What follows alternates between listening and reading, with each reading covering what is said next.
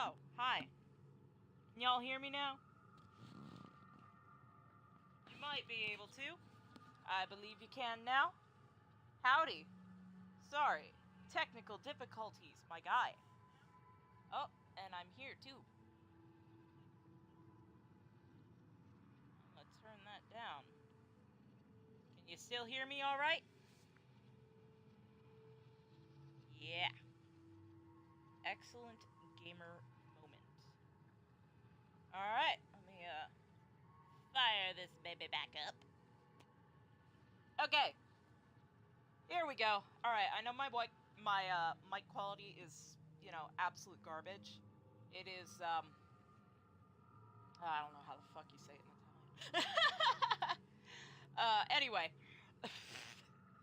Little synopsis of what's going on. Ezio is a young playboy, basically, little nobleman. About 17 years old, if you don't know the story. Basically, his family, you get to know his family a little.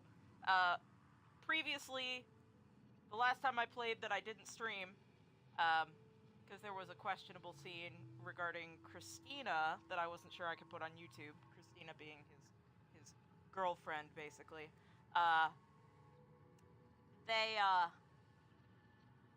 Basically, the Pazzi have framed his father for a conspiracy against the Medici family, who is a very prominent family in Florence at the time.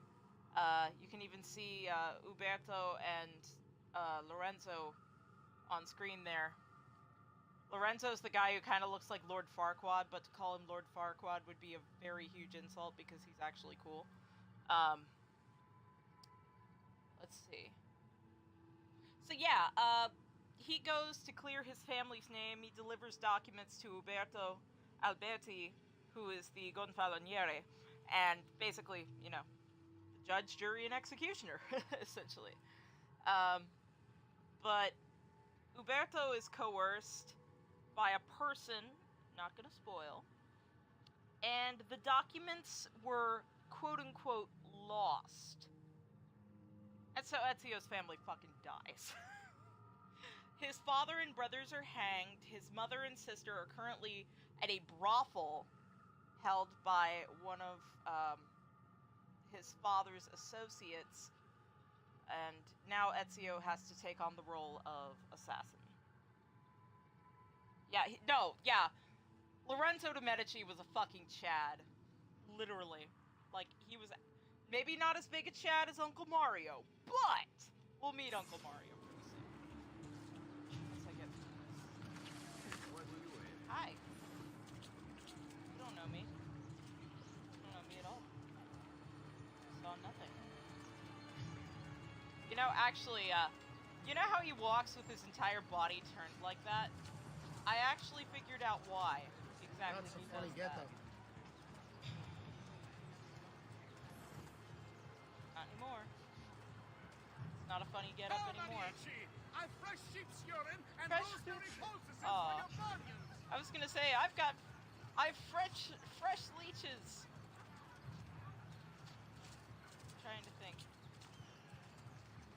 what he actually says. I don't remember. But I know what I can do here. Howdy, ladies. Some fuck just sneezed. Howdy, bitches. Well, he wouldn't call them bitches. He's very respectful, we'll say. I mean, even when he was mad at his sister, he didn't call her a bitch. He just got cranky. Which is understandable. Oh, there we go. Thanks, ladies. Can everybody everybody wants titties. Good evening, Gonfaloniere. To All right. you as well. It's time to I do the trust worst you're enjoying fucking thing you yourselves. could possibly do as an a nice assassin. distraction from that nasty business with the Here, auditore. this will give some And to think background. I once thought of Giovanni as Oh, he does. my brother. But no, I forgot to, Don't blame yourself. after I kill this guy, How I'll could you have explain known what evils- why I I know say we why strike he that traitor's turned his name from body the like record that. books. Let history forget he ever even existed. Yes, I should. If you'll excuse me for a moment. You! Hey, buddy. Yeet. little overkill, bud. Just saying, I think that might be a little overkill. Oh, would yeah, have no, done the he same. is a very respectful. To You'll save see. the ones you love. Yes, Just I wait till would. Katarina Sforza And comes I around. have. He's a little bit of a piss baby. You're not dead. I'm still here. Me. This is the worst thing you could possibly do. Ezio Auditore. It's literally like robbing a bank and being like, yeah, I robbed this bank. My name is Ezio. I just robbed this goddamn bank. I just robbed the bank. It's gonna be, fucking... No, get the fuck up. That one just hit his friend. Oh my god. That's amazing. So anyway, the reason he turns his full fucking body... You see, I have cosplayed Ezio. I hand-sewed this outfit that he's wearing. Like, took me about 156 hours. I wore it to a few cons.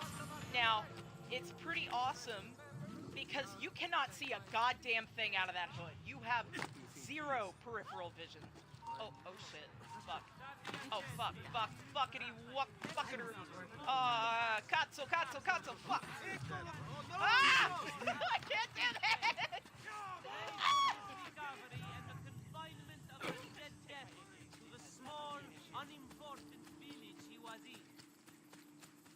Can you hide in the... Oh wait, no! This is an Odyssey! You can't hide in the bushes! God damn it! I love this game. Oh. Nice. They're hunting rabbits. Oh god, I have not slept, so I'm automatically funny, right? I'm so funny. Nope. You didn't see me, fucker. I come from a faraway land known as... Awesome? Question mark? I have no explanation. I mean, he's got that tan Mediterranean skin. He's from Turkey? Question mark?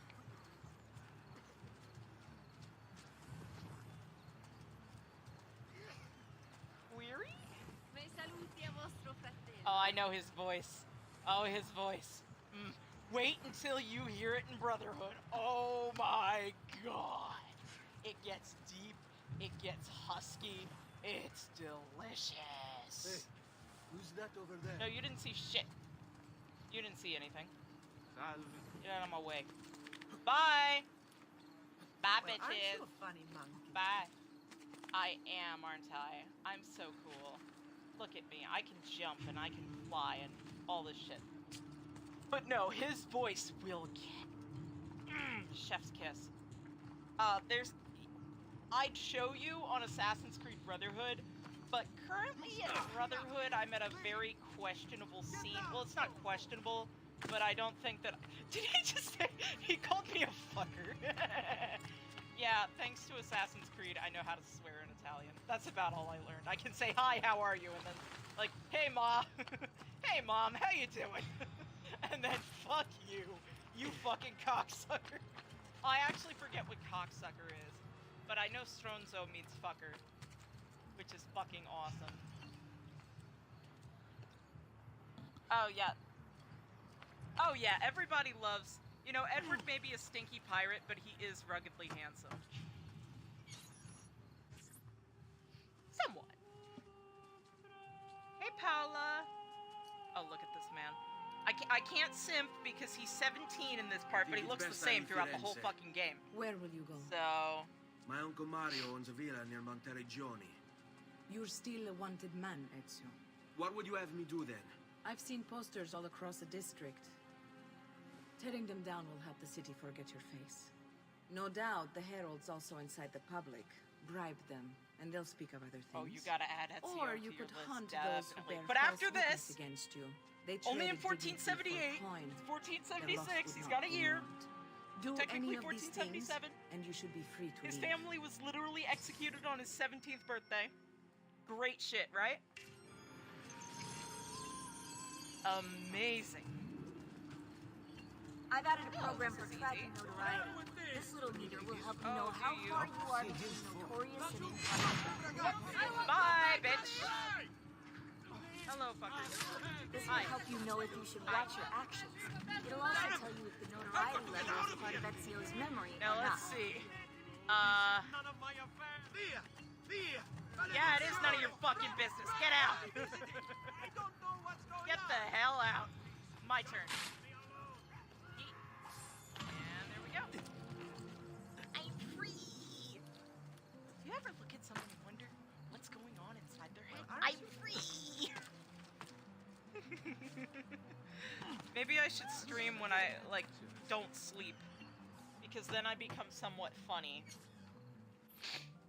Bentornato, Ezio. Oh, yeah. Were you successful? He does, doesn't he? Yes. There was a guy. Okay, wait. I'm a pause real quick. I don't know if anybody remembers Supernatural, but all I know is there was this one episode where there was a vampire, and I'm trying to remember his name. It's like on the tip of my tongue. Luther? Question mark? But he fucking looked like Ezio, and I was like, God damn. If it wasn't from several years ago, I have this idea that I am somehow going to start, you know, I'm going to be the creator and producer and like director of an Assassin's Creed show on Netflix, and it's going to be funny. But, or not funny, but it's going to be great, and I would have cast him as Ezio, but I've already reserved Keanu Reeves as Revelations Ezio, because yes. I don't know about Brotherhood Ezio. That's a damn good question. Oh, actually, there is an actor I'd consider. I already have Uncle Mario cast, though, in my head. So, there's a guy, if you've ever seen the show Medici, it's on Netflix. The guy who plays Marco Bello, I want him as Mario. Absolutely, I need him as Mario. You know, he is that dark, handsome Italian. I mean, like, damn. Very much a DILF. Very much a DILF. I'd like to use some actors from that. That would be cool. Yes, lower the sleep meter, the more funny. The funny moment. Unfortunately, I'll be right back. I gotta go do the tinkle, so...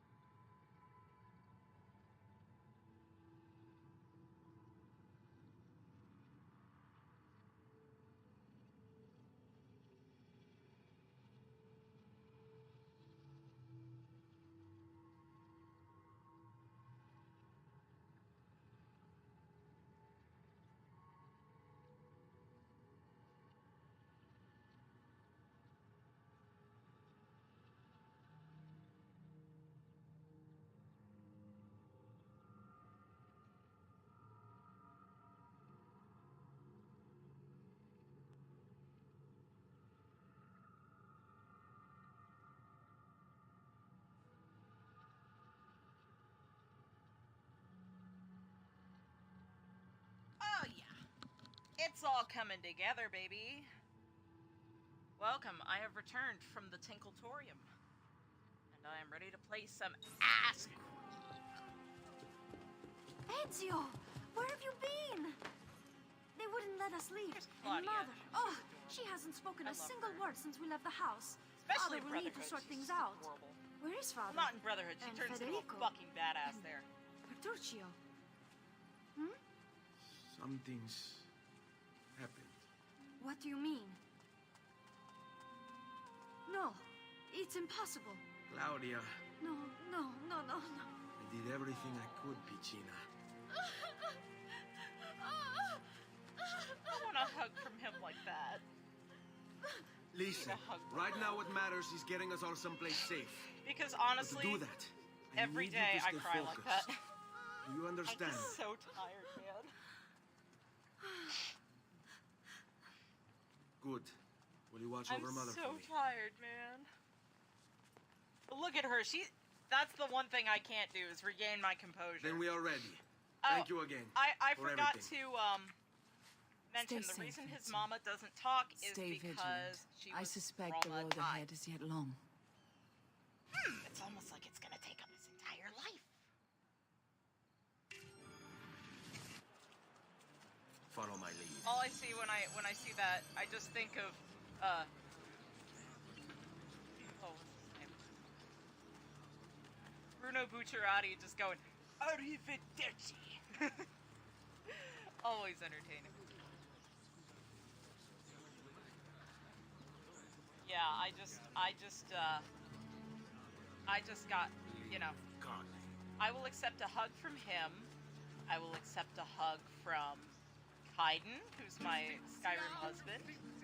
And I will accept a hug from Polnareff from JoJo's Bizarre Adventures. Hey, I play the lute better than you do. Like in real life, I play the lute. business here. No? No. Leave.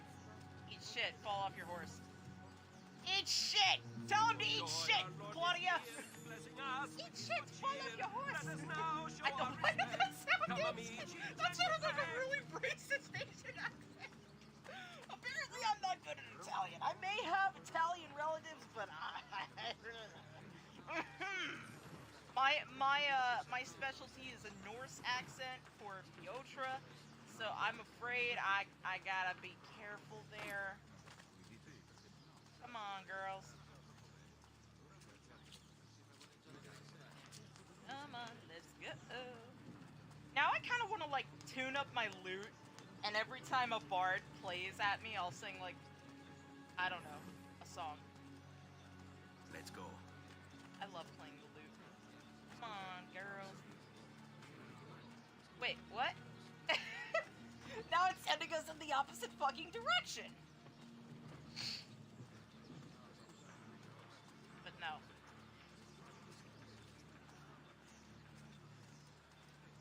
No, I want to get that hug, but from Brotherhood, Ezio. Something tells me this man smells like blood and steel and pure raging testosterone. I don't know what this, yeah. Piotra. Why, what? Oh, yeah.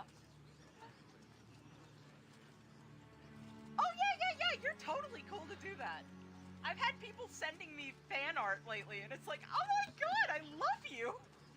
I never thought I'd get this far. I'm surprised people like her that much. Hey, get the fuck out of my way! I'm but a simple minstrel, I sing... Now the guards are getting I sing only for coins, and if you see me on the street, please, kick me! Boys! Haha, nerded. Fuck you. God damn it! Ah, shit. Now I'm gonna have to kill literally everybody and make this city in blood. You get away from my fucking sister! Stay the fuck away from her! Stay the fuck away from my mom! Stay the fuck away from my sister! God damn it! Get out of here! I will beat your ass! Claudia, are you still punching them? You are a bad bitch! You are just amazing, aren't you? Nice. Who's attacking my mother? Alright.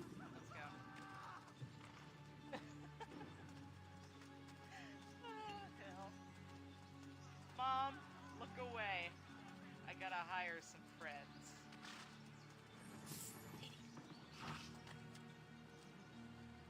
Keep them busy. Go get it.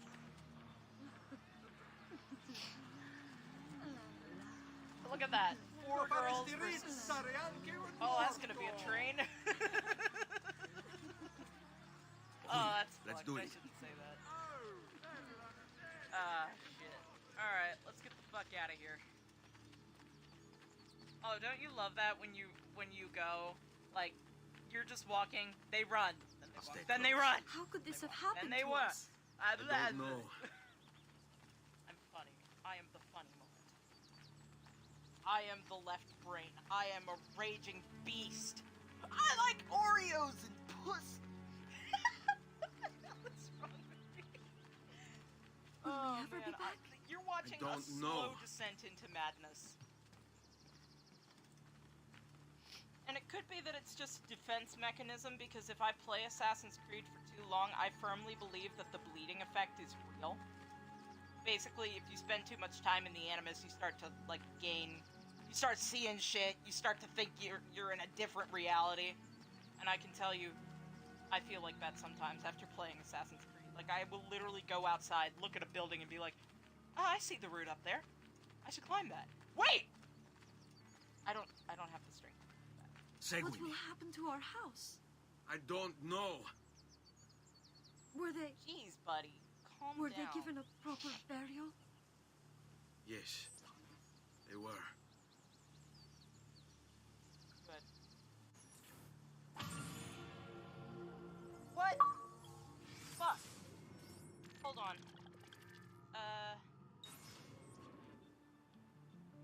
Fucker.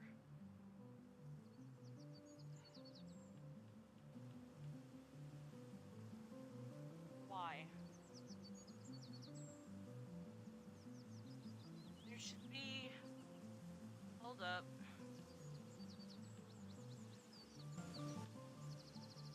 Hello?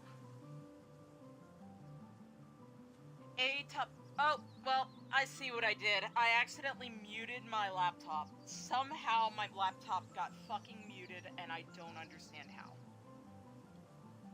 So, but yeah, you're perfectly fine to send me Viotra fan art. You can send it to me on Discord. You can send it to me on the Kaiden Discord. You can send it, on Reddit, or even, just post it on your YouTube channel, and I can come by and be like, oh my god, I love it! Because I always love it. I don't care if you draw her as a stick figure. I will love her. I love all of my people. Let me see. Is this better? Could it be that I need to... I thought I turned this up. What is going on here? Can anybody hear me?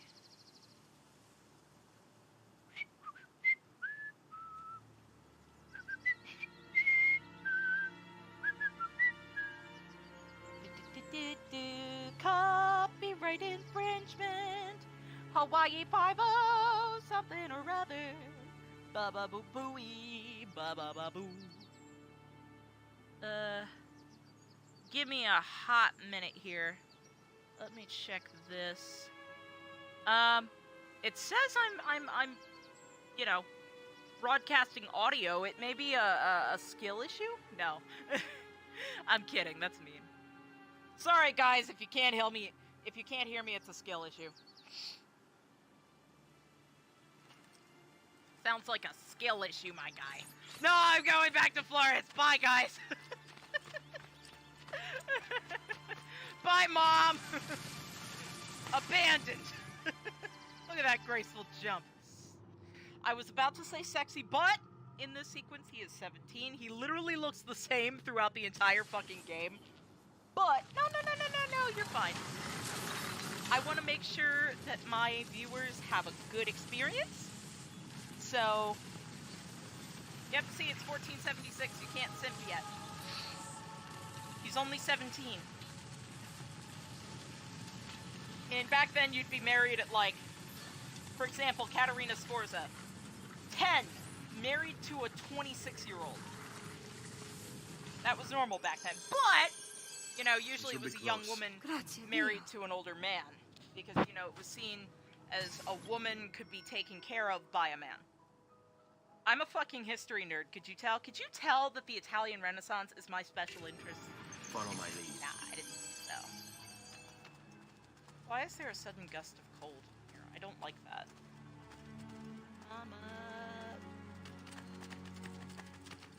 But no, yeah, if you guys have trouble hearing me at all, just please tell me. I'm trying to keep an eye on the chat as well as play the game. What I'm actually doing is streaming on Twitch. I don't know if there's a Ezio. Twitch chat. Fuck you, Vieri! How God, could I you hate leave you. a Firenze without saying a proper I'm goodbye? literally flipping him Ezio. off IRL right now. What do you want, Vieri? So What the fuck many do you want, things. asshole? A larger palazzo, 2 new steeds, a prettier bride. Oh, and yes, your life. I My condolences for the loss of your father and brothers.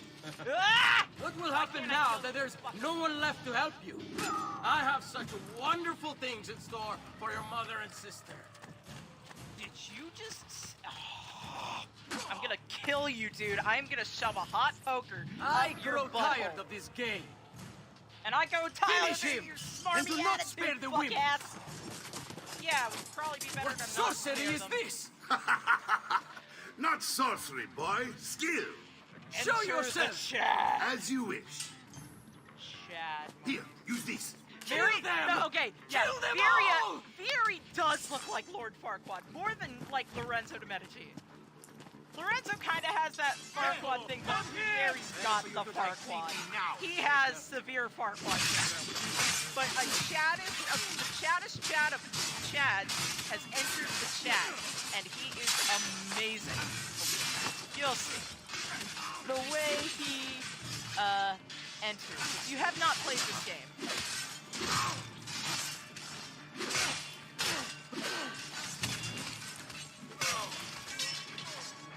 Claudia, hold on, girl, I'm coming.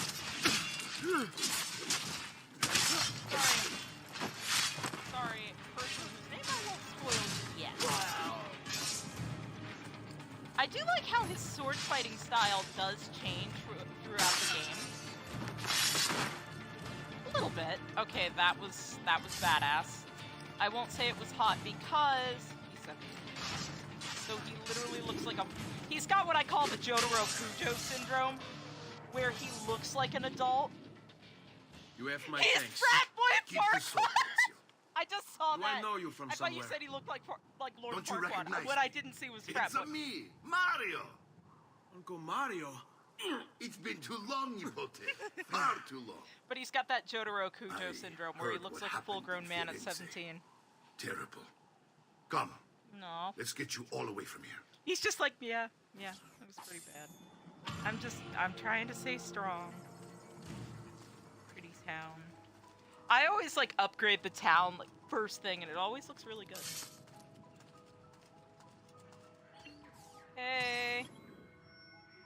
Uncle Mario. So, tell me everything. How it going? They executed father for treason. Federico and Petruccio, too. And they came for me. Do you know why? I have no answers, Uncle. Only a list of names taken from a man who wished me dead. I still can't believe they are gone. Don't worry. We will make sense of this. I wish I shared your optimism.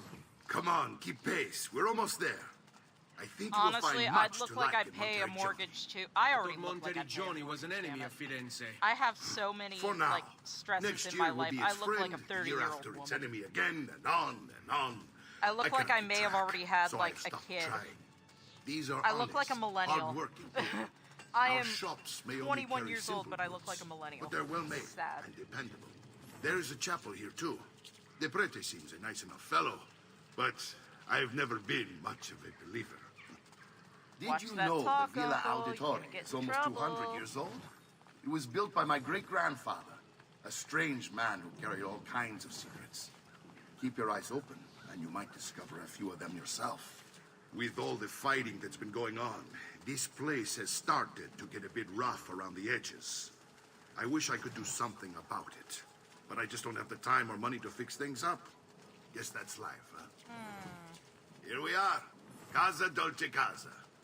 So, what do you think? It's most It's impressive, nice. Uncle. She's seen better days, I suppose. Believe me, I'd have her shining again if only I had the time. Now that you have had the tour, Nipote, you should go and outfit yourself. My men in the market are expecting you. Return here when Already? you're finished, and we'll begin. Begin? Begin what? I thought you'd come here to Question. train. No, Uncle. I came here to You know a escape damn Firenze. thing. And I intend to take my family further still. But what about your father? He'd want you to finish his work. What work? My father was a banker. Wait, he did not tell you? I have no idea what you're talking about. Ma che me combini, Giovanni? Where to even begin? Go and fetch the gear in the market. It will He's give just me like, time to think. I love how But that's that. Uncle Mario's We'll talk just more like, later. Some spending money should you need it. And if you find yourself in need of rest, I've prepared a room for you on the top floor of the villa. prepared already. Okay, very interesting. Here's the question, though. This dude shows up randomly with his mother and sister wearing the assassin garb, and he's just like, "Oh yeah, Dad died." And he's like, "Wait, Giovanni didn't tell you what the hell happened?" So you just showed up, you put on these robes that, you know, you had no idea what they were. You were just like, "Oh, new clothes." Because to be fair, he didn't have a damn idea. He could have just kept the stuff, wore the clothes he had. Hi. Greaves, that's nice. Small weapons, dagger. Very nice. Very nice. Yep. Ciao, signori. E mention me to your amici. I will. You seem like a cool dude. I like your stuff. Yeah, I like your style, fuckers. Hello, friends. The new mines are making my metalworking quite affordable. I have a great bargain Oh. for you. I'm sorry, dude. I'm so Traditional sorry. remedies and the Oh, I'm so tired. I'm sorry. It is. It is. It truly is. You look stronger already. He's like, ooh, I'm gonna look swanky in these. I'm gonna stand out like a sore thumb, but I may be a bit disorganized, but I do know my smithy. Bear with me, amici. me. Well, more like my dad. My dad's a blacksmith, so. But yes, it is. It's an Italian man's instinct to find the swankiest clothes and attract the prettiest women. Unless they're gay. Then they just find the swankiest clothes and the most attractive men.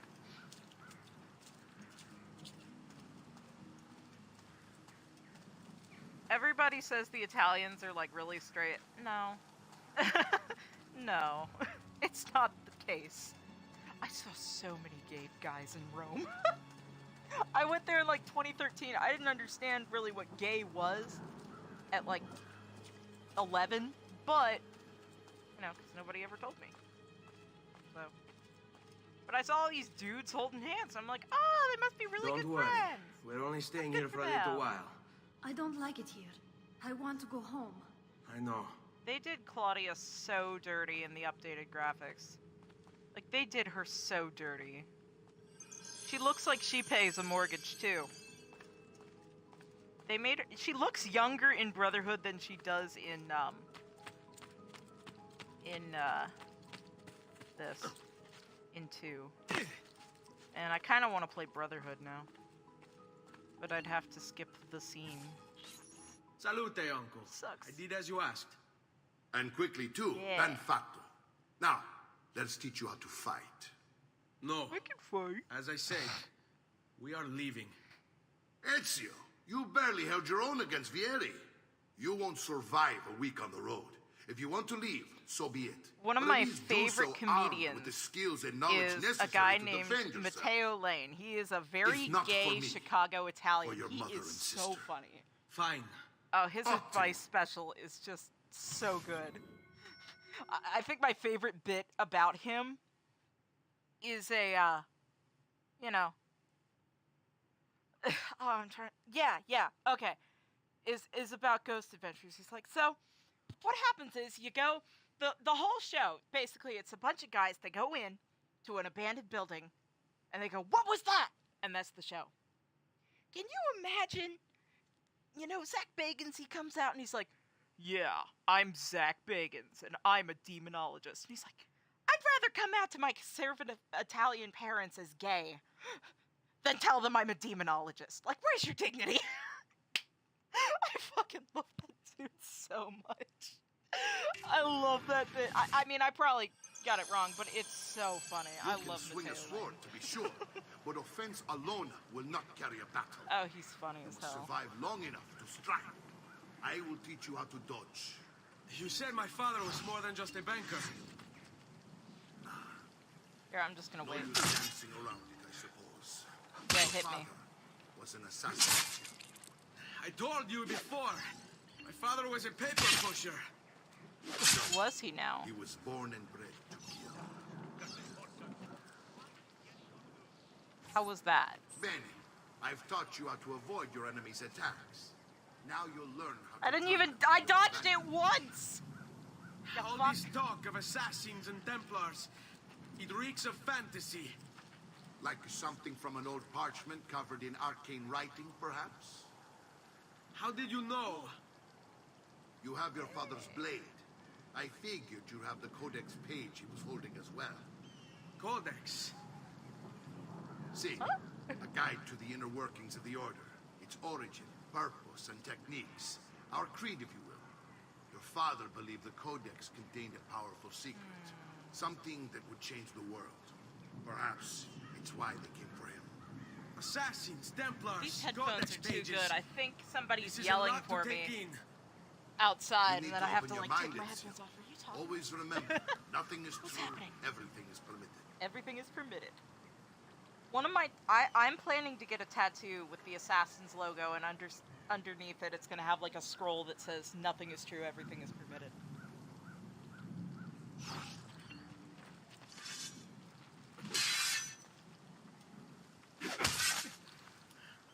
Wait, X. I'm thinking PlayStation.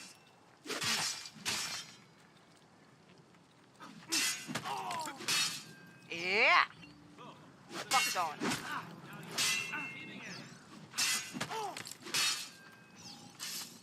Nice. Nice, very nice, Shiza-chan. Coraggio! Sono da solo! I don't know what that means, which is a shame. What are you doing? Odio questi momenti di incertezza. Mi attacchi tu, I don't know. o attacco io. I don't know what any of this means. I heard tacos. We gonna have tacos? I like tacos. Spaghetti tacos. We're gonna have spaghetti tacos! Sbrigati! Yo! Me and Ezio are gonna get spaghetti tacos! You're Hell making yeah! fine progress, Ezio. Today I'm going to teach Thing you is, how though, to I want position some yourself in tattoos battle. because Where you unfortunately stand I am and how covered you in move self-harm can make scars. I know all that's the very difference. blunt, might be a little triggering, but Don't it's not think I something I haven't feel seen I you should be picking ashamed apart of. my library. Everybody has I their trust you struggles. believe If me someone has now? scars, mind your Yes. business. Just My mind your father business. was an assassin. Not to But sound why the mean, need for but, such you secrecy? know, everybody Are you struggles. familiar with the Templars? You don't harass people One of about it. I've several been knightly harassed about orders it. And I'm formed like, during the shut up. Crusades. It's none of your damn business. Did you History see scars? teaches No, they the were fuck you disbanded didn't. nearly Tell me 200 they years look ago in cool. France. Honestly, Only you know, they it's weren't. cool. Okay, Merely spaghetti pushed tacos, I underground, don't care where they continued if their they aren't, barbarities. you know, if they're What considered work? a crime against humanity, like Templars seek pineapple on dominion pizza, over it's a man, sin I'm willing and to we, commit. assassins, are sworn to stand against them. Was Uberto one of them? Yes. Some of you And the may other names die, my father's but it list. is a sacrifice Templars I am are willing to make. That means Vieri. just like his father, Vieri, Francesco. yeah. Likely the entire Pazzi family. It would explain many things. Yes, it would.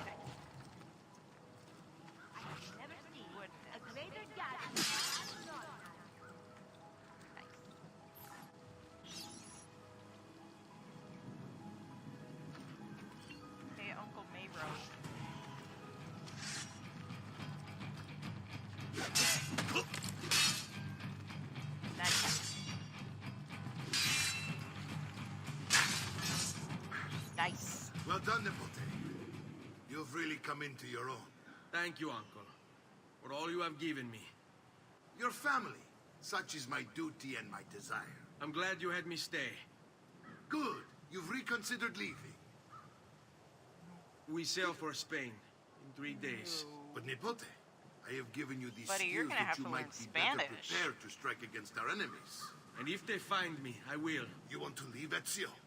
To throw away everything your father fought and died for? To deny your heritage? Fine. Come voi. Arrivederci e buona fortuna. Uncle, wait! Why is he so upset? How can he not be? Vieri's been harassing us ever since you first arrived. To be expected, I suppose, given his heritage. Oh, I do too. But the thing is, they make it sound good for its time period. That's the cool thing about it. I don't understand how they can make an electric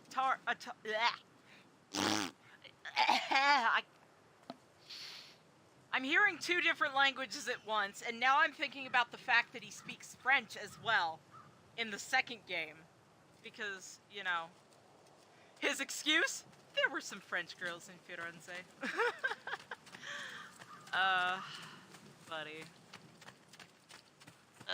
Do I have to do the thing with the stuff and the bullshit? Time to go find Uncle Mario, who's all the way halfway to San Gimignano by now. Uncle! Somehow. He left Where is 5 everyone? minutes ago! How the They fuck ride for is he in San San Gimignano Gimignano? to slay that snake, Vieri. I wish My to join turn! them. I gotta do it. What you need at the stables. Fuck yeah! I'm coming for your ass, Vieri. I'm gonna cut off your balls, take out your eyes, and put them where your eyes were. That seems like a Fiotra thing, actually. You know, there's actually a very fun fact about that. There is fan fiction that exists that I wrote where Ezio and Fiotra meet and they kind of become friends with benefits.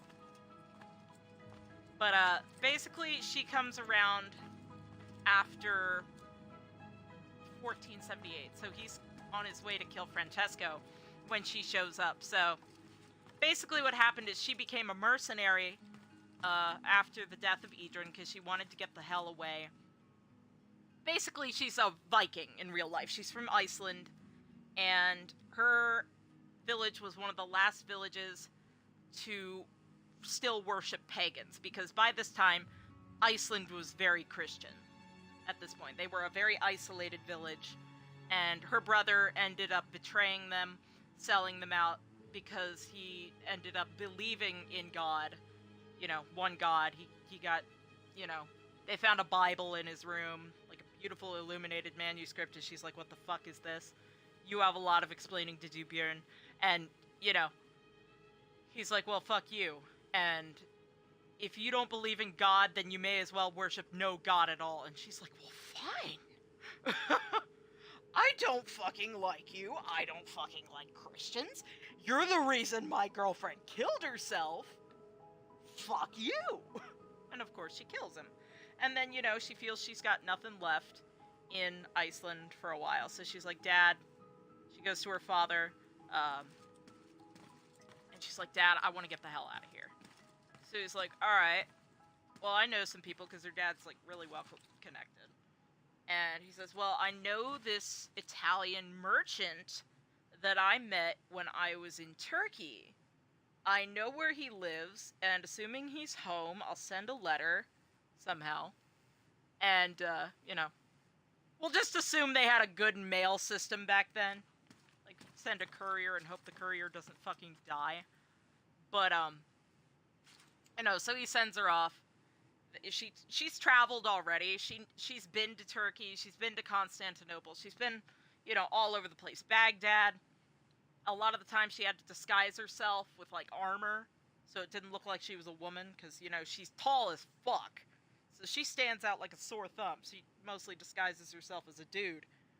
But, while she is on her way, they are on their way to Florence, and she's been on the road since about 1476, 1475, about a year before Ezio's story, this is when it takes place. She was about, I want to say, 16, 17 when Idrun died, you know. So she yeah,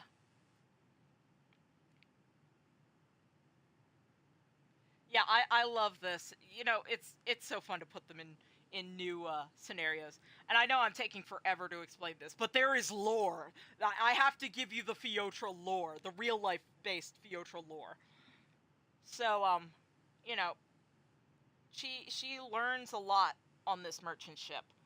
She starts to learn Italian, and because she'd been to other places with her father as a young girl, she knows a bit of Turkish, she knows some Greek, you know, little things here and there.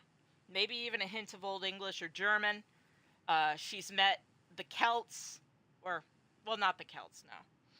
They wouldn't have been around at that point. She's met a bunch of people. You know, she knows the world. Because even though the village was very isolated, they did travel a lot for trade. They didn't really do many raids, but she was trained as a warrior by her father. And, you know, kind of similar. But she, you know, she gets on the ship, learns a bunch of shit, learns decent Italian. I will do a lot of info dump about her because she is amazing. Not to toot my own horn. So she ends up, they start sailing for Venice. And Venice is great, but she hates it so much. She fucking hates it. She just stays on the ship the whole time. She's like, yeah, I fucking hate it here. It smells like complete ass. I'm just gonna stay on the ship and read Greek theater, because, you know, the guy sold all sorts of shit. He was a merchant. And eventually they're sailing down the Arno River, and there's a bad storm. Like, it's super foggy, shit's going down, and the ship hits a rock break and sinks. And she is sucked out through the hole, in the hull.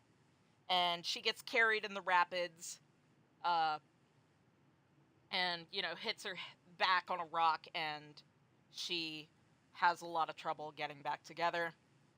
But that doesn't make any sense. I'm sorry, my brain just goes in circles sometimes. It's an ADHD thing. I cannot tell a straight story. So, you know, she washes up on the shore, and, you know, a crowd gathers, because there's this bitch wearing armor. They don't know what it is. There's somebody in armor, weird armor, you know, and, you know, this bright red hair, and they're like, what the hell is this? So, she washes up on the banks of the Arno, and, you know, Ezio sees the crowd gathered, and he's like, what the hell is that? Also, hi! You're just in time. I'm giving my crossover lore about, Fiotra being in the world of Assassin's Creed, but in, like, the 1400s, so that's kind of cool. So she washes up on the banks of the Arno. The crowd gathers, they're like, what the fuck is this? Ezio comes by, and he's like, alright, I have no idea what I'm looking at, but I am going to take a look. So he gets down to the banks, and he comes by, and he's like, alright, so he flips the body over, and it's very shocking, because not only is this person huge, it's a woman. The guards start coming down thinking it's a dead body, and so he tells them, you know, alright, this person is dying. I know somebody we can take them to, because they're probably gonna be, he's probably gonna be dead anyway when they get there. So the guards end up having to pick Fiotra up, and, you know, she's unconscious at this point. She's lost a lot of blood. She's in big doo-doo. So they get her to Leonardo's workshop, because Leonardo da Vinci studied a lot of anatomy, and, you know, Leonardo's the gay bestie. So they get her to Leonardo's, and the guards just kind of dump her on the ground. And he's talking to Leonardo, and Leonardo's like, holy shit, what is up with this? Next thing you know, she flips over, coughs up a bunch of water, and she's like, I'm not quite dead. And they're like, holy fuck, what is happening? And so immediately they start trying to patch her up. They get her inside, get her settled on a bed. And, Ezio's talking to her, Leonardo's talking to her while he's getting some bandages, all this shit. And, she's telling him about how she knows Italian. She doesn't put in Idrin. She kind of leaves that out. But she says she doesn't even care about the attack. She just says she's a mercenary. And so they're both like, oh, this is fucking awesome. Leonardo's really interested when she says she's read Greek theater. She knows a lot. And, they're just talking about all this shit. I actually never finished this story on paper, but I did come up with an ending in my head, which is mentioned in a second series that I wrote with this that takes place during Brotherhood. So she, they're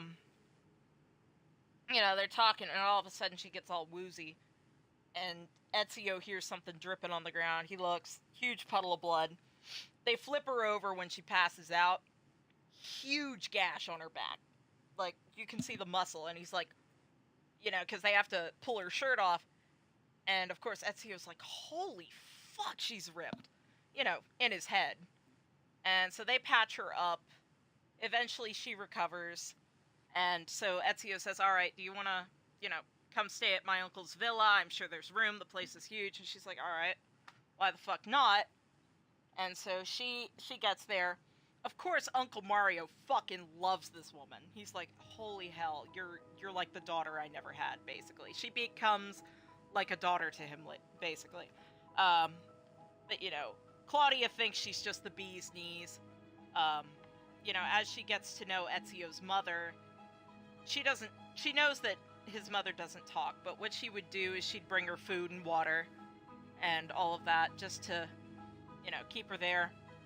So eventually she starts helping Ezio hunt down Francesco de Pazzi. So they go through and get that together. They kill Francesco. It's pretty cool because, after he's running, she corners him.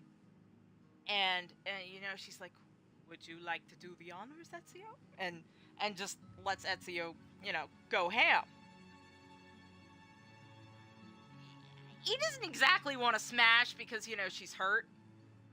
Not exactly. He will want to smash later on. But after they kill Francesco, everybody's celebrating. The battle's over. Florence is pretty much safe again. So he gets, one of the Medici guards is like, hey, Lorenzo's throwing a big ass party. So you and that whatever the fuck it is want to come? And he's like, yeah, hell yeah. So they have a great time. They get drunk, party a lot, and while they start dancing, and he's looking into her multicolored eyes, and he's like, oh my god, she's hot. No, because he's fucking shit-faced. And, yeah, he really is. Like, mommies? Are you mommies? So, they get down to an alley. Into an alley. They're like, she smashes some bottles because it's just fun. And, she, the eyes meet. It's all romantic. He leans in, he kisses her, and they start, they have a very, very nice kiss, and he's like, I think you're beautiful, and and she says, okay, hold B while standing over a dead body to loot it. Very cool. Didn't ask. But, she's like, I think and she kind of, lurches forward, pukes on his boots. And he's like, god damn it. So, he lugs her drunk ass back to Leonardo's. He's like, Leonardo, I need some help. She just puked on my boots. And he's like, oh, okay. Here, I'll take care of that while you get her to bed. And so he hauls her off to bed. She just fucking collapses on the floor, and she's like, no thanks. Oh, I forgot a really important detail. Back when she's at the villa and why she becomes like a warrior daughter to Mario. So basically, he wants to test her skills. He's like, all right, if we're going to have her around, I think she could be really useful. So he gives her an axe, that he has lying around, like a bearded axe. And she defeats him in combat. he tests her skills. She literally breaks his sword. She hits it so hard it fucking breaks, and he is like, I love you! You are so strong, and it's great, you're so tall, you're amazing. So, you know, that's how she gains Mario's approval. But, yeah, anyway, Ezio lugs her home, and, you know, she wakes up in the morning, she's fine. He's like, how the hell are you not dead? You know, he's got a headache, feels like duty. And she's like, well, because fuck you, essentially. And she's like, you know, I don't remember much, but I could have sworn you kissed me. And now Fiotra knows damn well what happened. And, you know, he's like, all right, well, do you remember throwing up on my boots? And she's like, I don't know a damn thing. So, you know, they take a walk, end up in this really secluded garden, and, you know, they get to talking, and eventually he's like, you know, like, they just wander around a little bit. They eventually go back to Leonardo's, and they're talking about, you know, actually, no, I lied. I'm trying to reinvent the story a little bit. So, they go to his old house, because, you know, he still has the key and everything. They open it up, he tells her about what happened, and she opens up about what happened with Idrun. And, you know, he's really surprised. He's like, oh, okay, you're a Saphist. And he's, you know, a little sad, because he's, you know, I wanted to smash, might fall in love. But he respects that. He respects that she's not really interested in men. But, you know, she does say, you know, I think you're pretty fucking cute. Maybe it was the perfect music cue, who knows. But she's like, you know, I think you're... I don't really want a relationship with a guy, but, you know, we could totally be friends with benefits. So, you know, they get together. They have a couple more. They fuck. And it's great. Because hell yeah. Big lady. So they end up hunting down Jacopo, and, you know, they get rid of the posse. She meets Lorenzo, and Lorenzo's like, yeah, you're like a savior. We like you here. The guards will be a little more tolerant of your stature and odd appearance. I can't say for everybody, but, you know, I'm gonna make damn sure you're welcome in the city because you helped us so much. You really did your part. So, then, you know, Ezio gets word that the Templars are making it to Venice, and so she bitches, she doesn't want to go back to Venice. So, it is good music to tell stories, too. But, you know, they're on their way to Venice. You have the horse chase with the guards going after Ezio. So basically, instead of Ezio fighting off the guards on top of the wagon, that's Fiotra's job. She's fighting them off, and she ends up getting knocked off the wagon, and she falls and gets trampled by horses. Her leg gets snapped. And of course, you know, Ezio and Leonardo are just pretty devastated because that means she can't go to Venice. She's probably, her days as a warrior are over. Probably. But that's where the Brotherhood story comes in. Because, you know, so Ezio, you know, rescues Katerina from the island. God only knows how she got out there. But it's Katerina. We don't ask questions with her. So he's like, well, you know, there are a couple things you could help me with. She's like, you know, just say the word. First of all, I need a pass to Venice.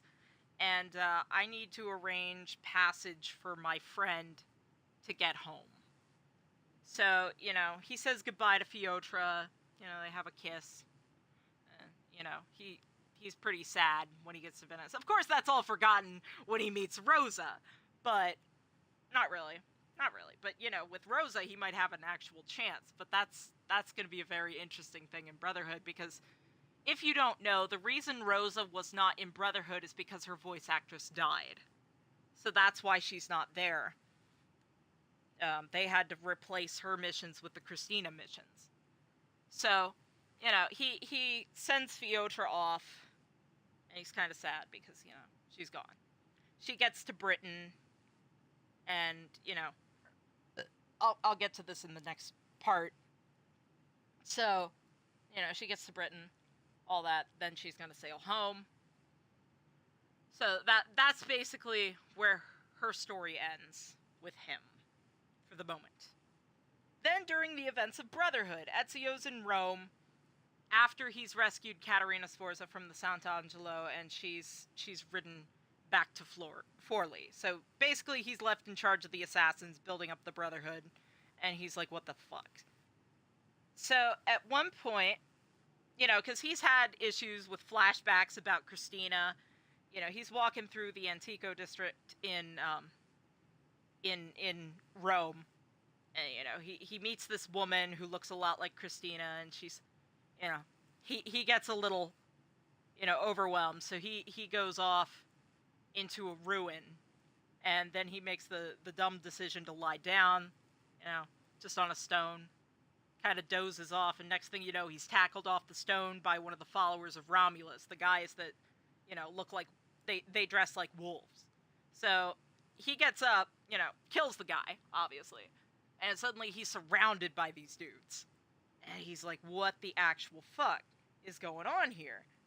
And, you know, he's like, totally outnumbered.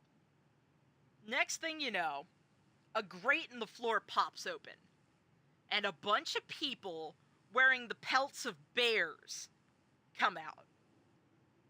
Oh, I didn't mention, in the first story, Feotra took him hunting, and they killed a bear. And he arranged for the bear pelt to be made into a cape for her, so that's nice. So, they come out wearing bear pelts, and, like, start slaughtering these dudes, and eventually this big hulking figure pulls itself out of the grate. It's a little slow, you know, decked out in bones and pagan-looking shit. Almost looks kind of Pictish. And, you know, they slaughtered them all, and all of a sudden, you know, he hears this gravelly voice go, Ezio? And he, oh, yay, now we get to look at him.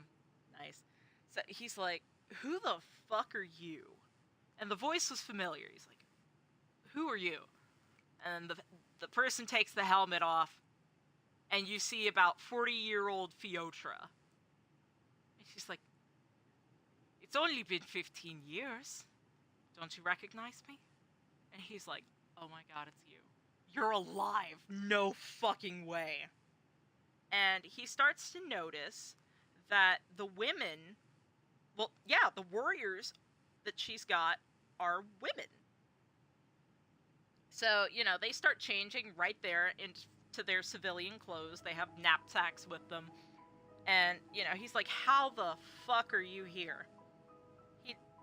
She's like, well, you know, I don't know how the fuck he found me, but La Volpe, who's a thief who knows everything and everyone, you know, if he wants to get in contact with you, he will. So, you know, she gets word from him about the Borgia attack on Monteriggioni, and, you know, takes her a couple months to get there. And by the time she gets there, she's pretty sad, because, you know, she hears Mario's dead, and Ezio, I'm totally spoiling the Brotherhood, but whatever. I'll play it sometime. I'm sorry I'm taking so long to explain all of this. I like telling stories. So, you know, she finds Mario's dead, and, you know, she searches through the rubble of the villa, because she was trying to find Ezio's body, essentially. Or whatever remained of it, because she was pretty sure he was dead. She didn't even know he was still alive. Well, actually, yes, she did. Volpe told her he was still alive when she got to Rome. So, you know, she gets to Monteriggioni, hears everything's dead, so she's like, alright, what do I do now? Volpe shows up, he's like, well, you know, I've got some stuff I'm gonna do in Rome, and I think there's somebody you'd want to see. You know, they're walking down the street now. She's got her axe. You know, she says, you know, if a guard asks, this is yours, Ezio, and, you know, fun stuff. So she's talking about how Volpe recruited her, and Volpe introduces her to a woman who pops up beside her. Her name is Diana. And Diana's like, you know, we love Feotra. And so it comes out that Volpe recruited her to fight the followers of Romulus to keep them out of Ezio's way when he's trying to hunt down Borgia targets. You know, so she forms a group of warriors called the Ursai, meaning the bears, to fight the wolves. So she and Ezio are talking about this, and you know, he starts to wonder, like, what the fuck is going on? And, you know, Diana says, "Oh, there are more of us. They're just not warriors." So eventually, they come to a really old, dilapidated building that looks like, you know, it's been there for fucking years. And so Diana goes to the door. She knocks on it. A little window, you know, like a little slide thing, comes off, and this woman peeks out, and she's like, "What's the password?" She's like, "Maria, it's me." Or no, she goes. The woman goes, "Oh, it's you, Marie," or Diana, and she's like, "Well, you still gotta ask me the password." So, you know, she's like, "Fine, what's the password?" And Diana responds with "Fika," which means cunt. big thing there, big relatable. So, you know, they go inside. Ezio's like, "All right, this is random." He gets downstairs, and it's a brothel. It is a group of various lesbians. It is very much a group of lesbians. So he doesn't register this. He, you know, obviously he knows Feotra's gay. He knows Leonardo's gay because Feotra told him. But yes, it is a group of lesbians. He comes in. First thing he sees is a woman dressed like a man making out with a girl on a couch. He sees some other women, like, you know, with their boobies out, playing with each other's boobies, and he's like, oh, I see. That's awesome, but I respect that. And so, you know, Diana explains that the place was actually built on top of an old Roman bathhouse, you know, so, you know, perfect place to set up. One of the baths was converted into, like, rooms for entertainment. And, you know, one of the baths is still active, so she gives him a tour. Feotra goes off to do whatever the fuck she does. You know, just vibing. So, you know, she gives him a tour. He comes into the baths. There's, like, naked women, and he's like, you know, I'm looking respectfully. He doesn't say it, but he's looking respectfully because he knows they're probably lesbians. But apparently there are some bisexual women in there, Diana says, basically. And she tells the story about how she was married to a man, promised and betrothed, as was common at the time. But she took a female lover. And her husband caught her, killed the lover, and so she killed her husband. And then she ran off to Rome. She lived in Milan. She ran off to Rome and ended up founding this brothel. And because, you know, it's a secret club, which of course Volpe's going to know about because he's Volpe and he knows everything. So he ends up recruiting them, oddly enough, to see if he can get any information about the guards' wives. Like the Borgia guards' wives, and see if they'll let something slip. So, you know, that's their thing. And of course you got the burly lesbian women in there, which are good fighters. We're good fighters. So they, you know, she explains all this. Ezio's like, alright, that's fucking awesome. I love you guys. So she tells him, you know, I was so unhappy, and I don't want anybody like me to suffer that unhappiness. I want to be like the huntress Diana, very independent and making my own life, promised to no man. So Feotra shows up again. She's like, alright, well, I'm fucking hungry. So Diana takes them into the kitchen, and there we meet one of my favorite characters, a senile old woman named Nona. And Feotra's making jokes. She's like, you know, We call her Nona. We don't know what the hell her real name is, and she's probably too senile to remember it anyway. And she's a little deaf, of course. So, you know, she's the typical Italian grandmother. She's like, I have food. Come in and eat. And, you know, she's perfectly welcoming of. They don't even know if she's got a sexuality. She's just like, a man with manners, and you know, all excited. So she gives shit for food. Ezio gets to try pasta, which, you know, had been there for a while, you know, brought over by the Chinese. But he gets to try tomatoes, like a tomato sauce. He's never had that before because it's a pretty new thing. So he's like, holy shit, this is awesome. And Fiotra's like, I think this cooking is arousing him. And he's like, well, you know, if this dish were a woman, I'd marry it. So, you know, they finish up pretty much, and you know, Fiotra is talking about, you know, it kind of reminds her of Idrun, and she gets a little weird about it. So, you know, she goes off, and he notices she walks with a limp now. Well, actually, he noticed that earlier. He noticed she walks with a limp, and, you know, he's like, I assume you know about Idrun, and he says this to Diana, and she's like, yeah, everybody knows. Oh my god, when I see pasta, all I can think of is Italia and just Italy raising his hand. Pasta! I love that. I haven't watched Italia in so fucking long. But anyway, you know, they're talking about that, and it turns out Fiotra's got some pretty serious PTSD. Instead of, you know, fading over time like Ezio's has, he's, you know, he knows how to repress it. Fiotra's just so sad about it. And, you know, also I forgot to mention an important detail. She's blind in one eye now. Her blue eye on the left is actually, she's blind now. Oh, okay. Have fun. Go get food. Get pasta. Pasta. So, you know, he's like, alright, where would Fiotra go if she storms off? And she's like, alright, check the baths. She's probably in there. She bathes all the fucking time because, you know, Vikings are actually really clean. You know, the Nordic people were very clean. You know, you washed every Saturday. Or more if you were dirty.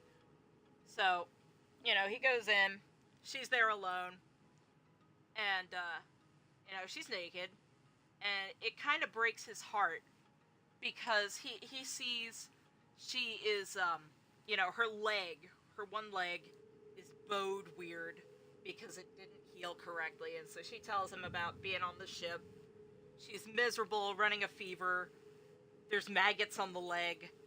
But she eventually became too weak to brush them off. So they ate part of the flesh.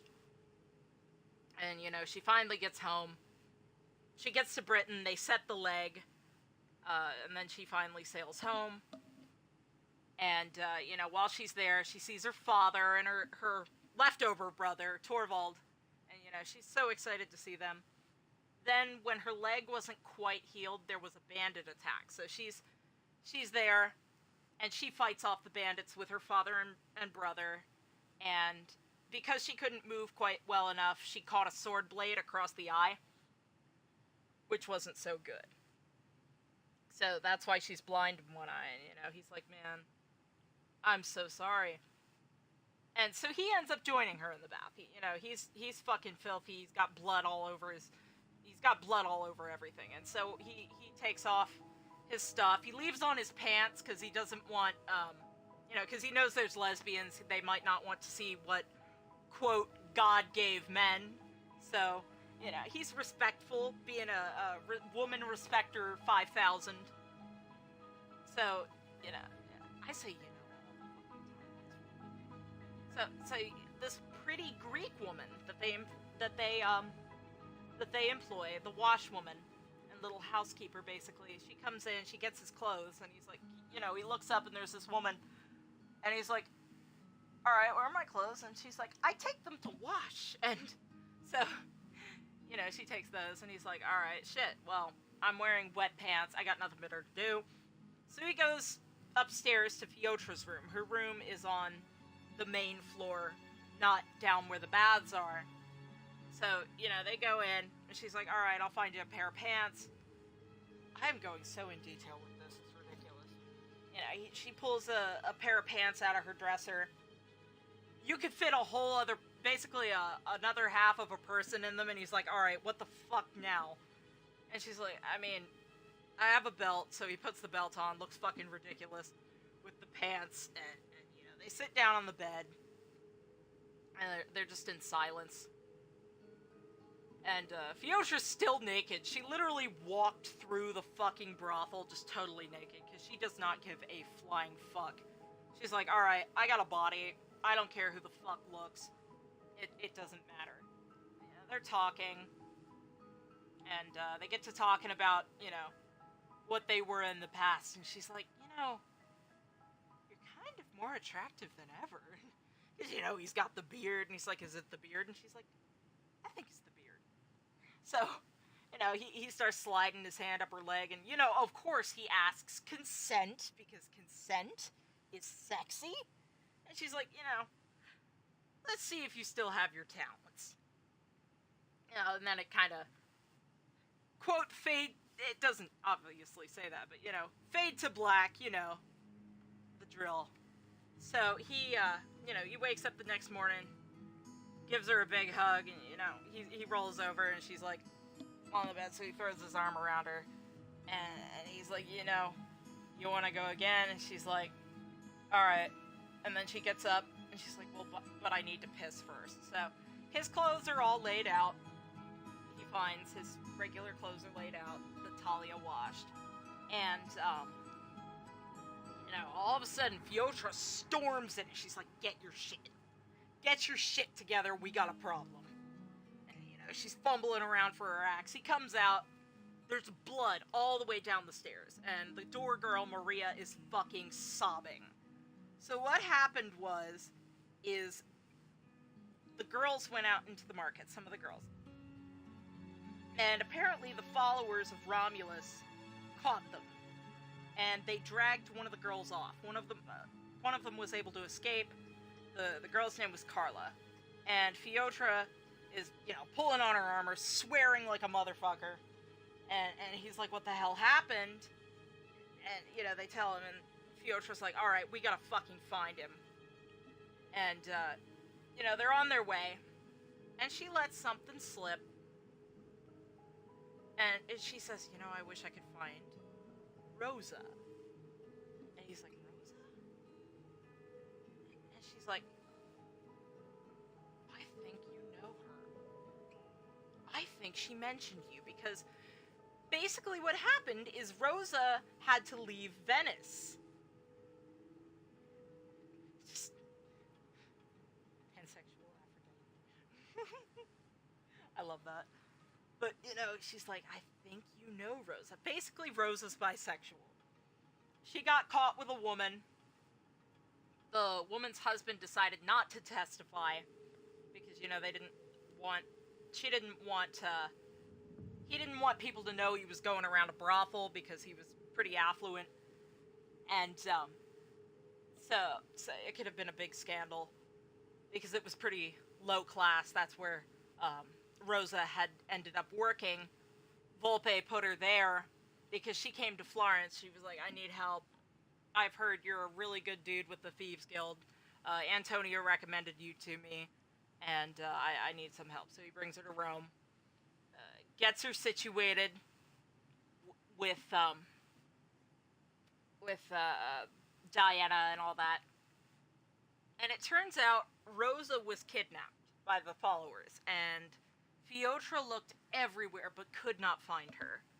And she had a big crush on Rosa. Basically, Rosa she couldn't love anybody as much as she loved Idrin, but, you know, Rosa was very dear to her, and, you know, it's been kind of messing with her. And that's why she's been pretty touchy. So, you know, they're headed down. They, end up following the blood trail to a dark alley. Trying to remember, hold on. Oh, no, not to a dark alley.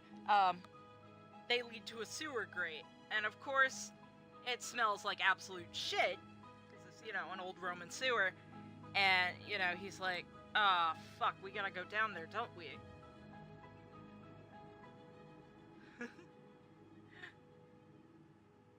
Oh, they would. They would be very violent. Fiotra is very protective of small people. Like, she's the kind of person, like, if anything happened to Ari, I would kill everyone and then myself.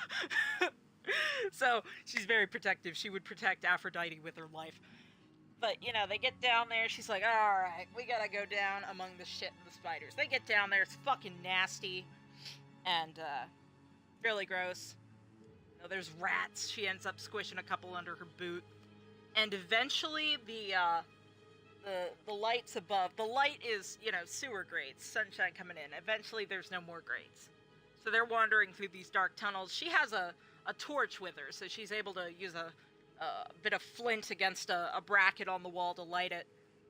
And, you know, they're going through, go down some passages, and basically they come to this room, and as they're walking through, a man, you know, they hear coughing, and they're like, what the hell is that? And, you know, Ezio goes over, he takes the torch, and he's like, who are you? And, you know, Fiotra takes a look at him, and freaks the fuck out. And she's like, Ezio, get the fuck away from him! And, you know, the dude starts coughing up blood, and he dropped the torch. Ezio drops the torch, he couldn't really see the guy. And he's covered in plague sores. This dude is covered in plague sores.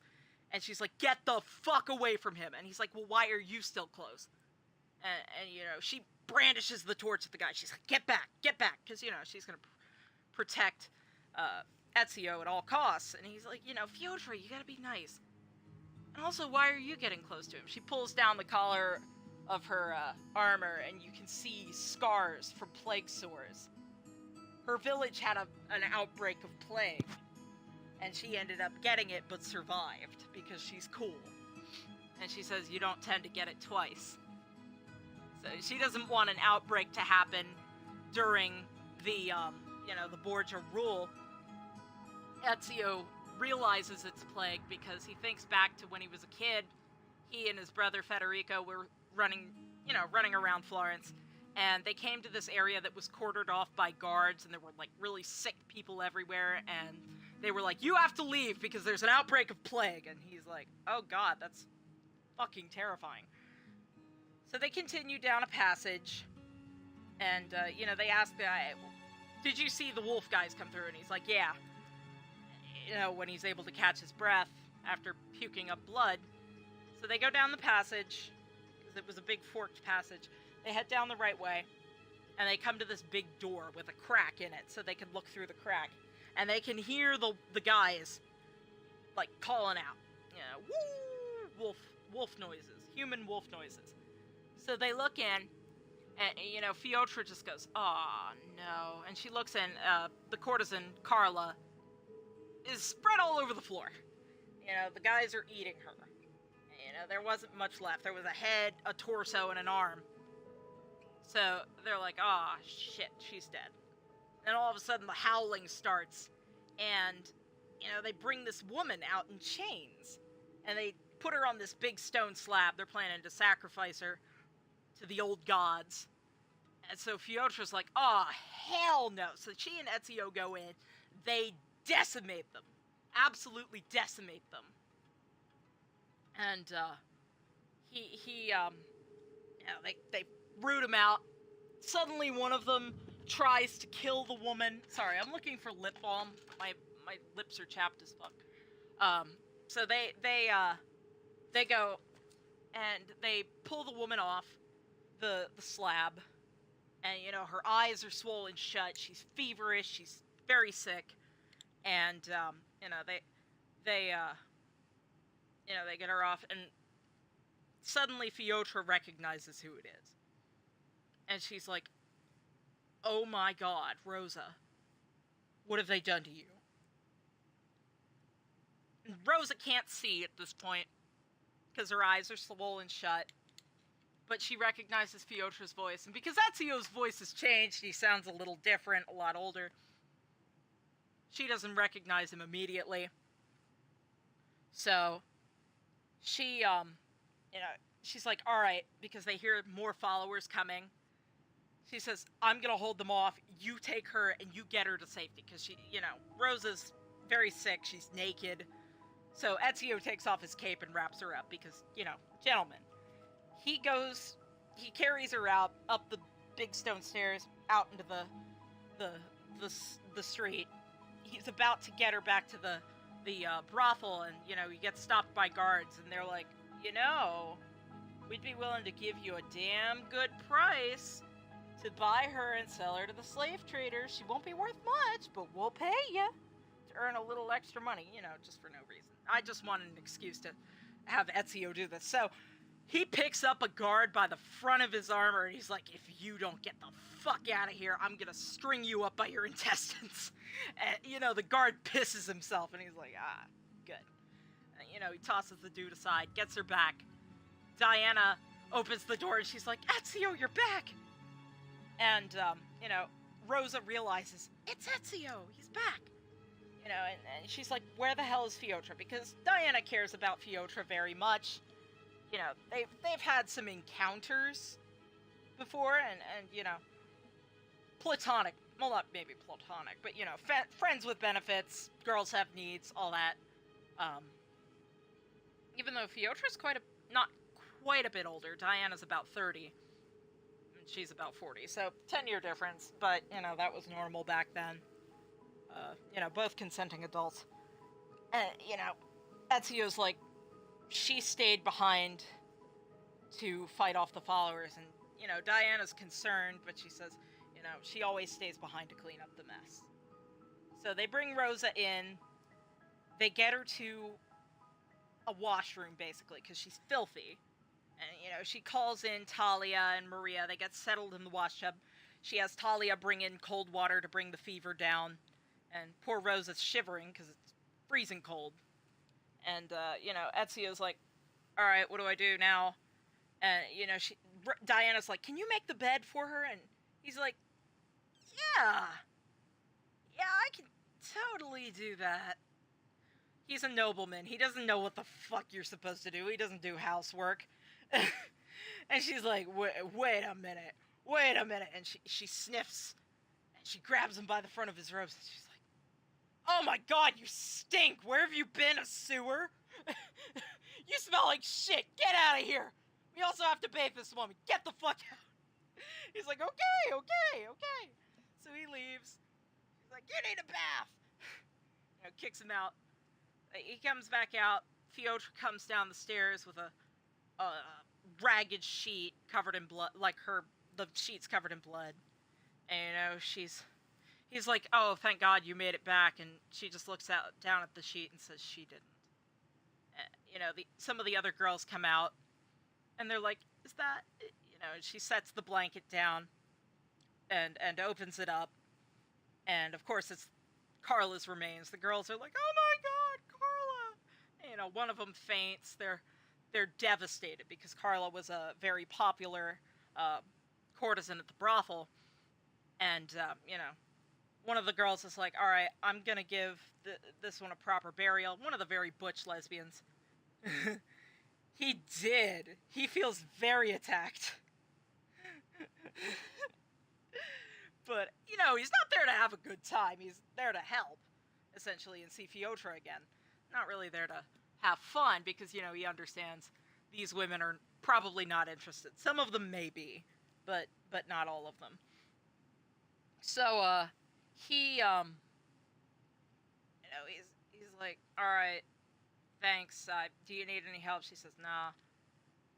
She's like, I think Feotra needs help, because Feotra has since collapsed on a couch at the foot of the girl who fainted. The girl who fainted, of course, Ezio picks up and puts on the couch, because, gentlemen, respect women 5,000.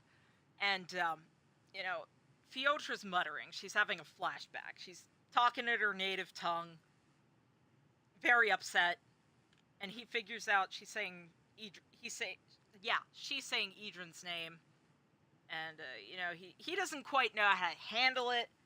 He's never seen this before.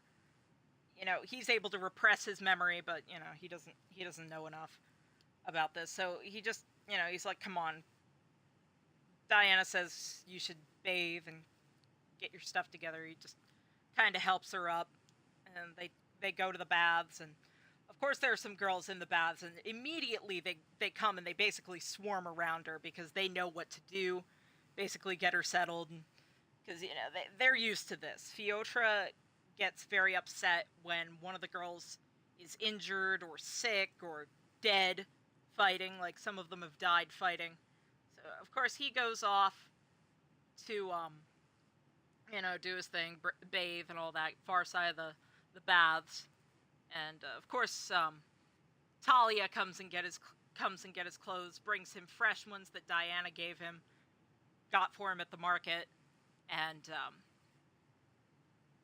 he's eventually Talia clearly likes him. She's very shy, and she speaks Greek. She's not actually Italian. She's from Greece.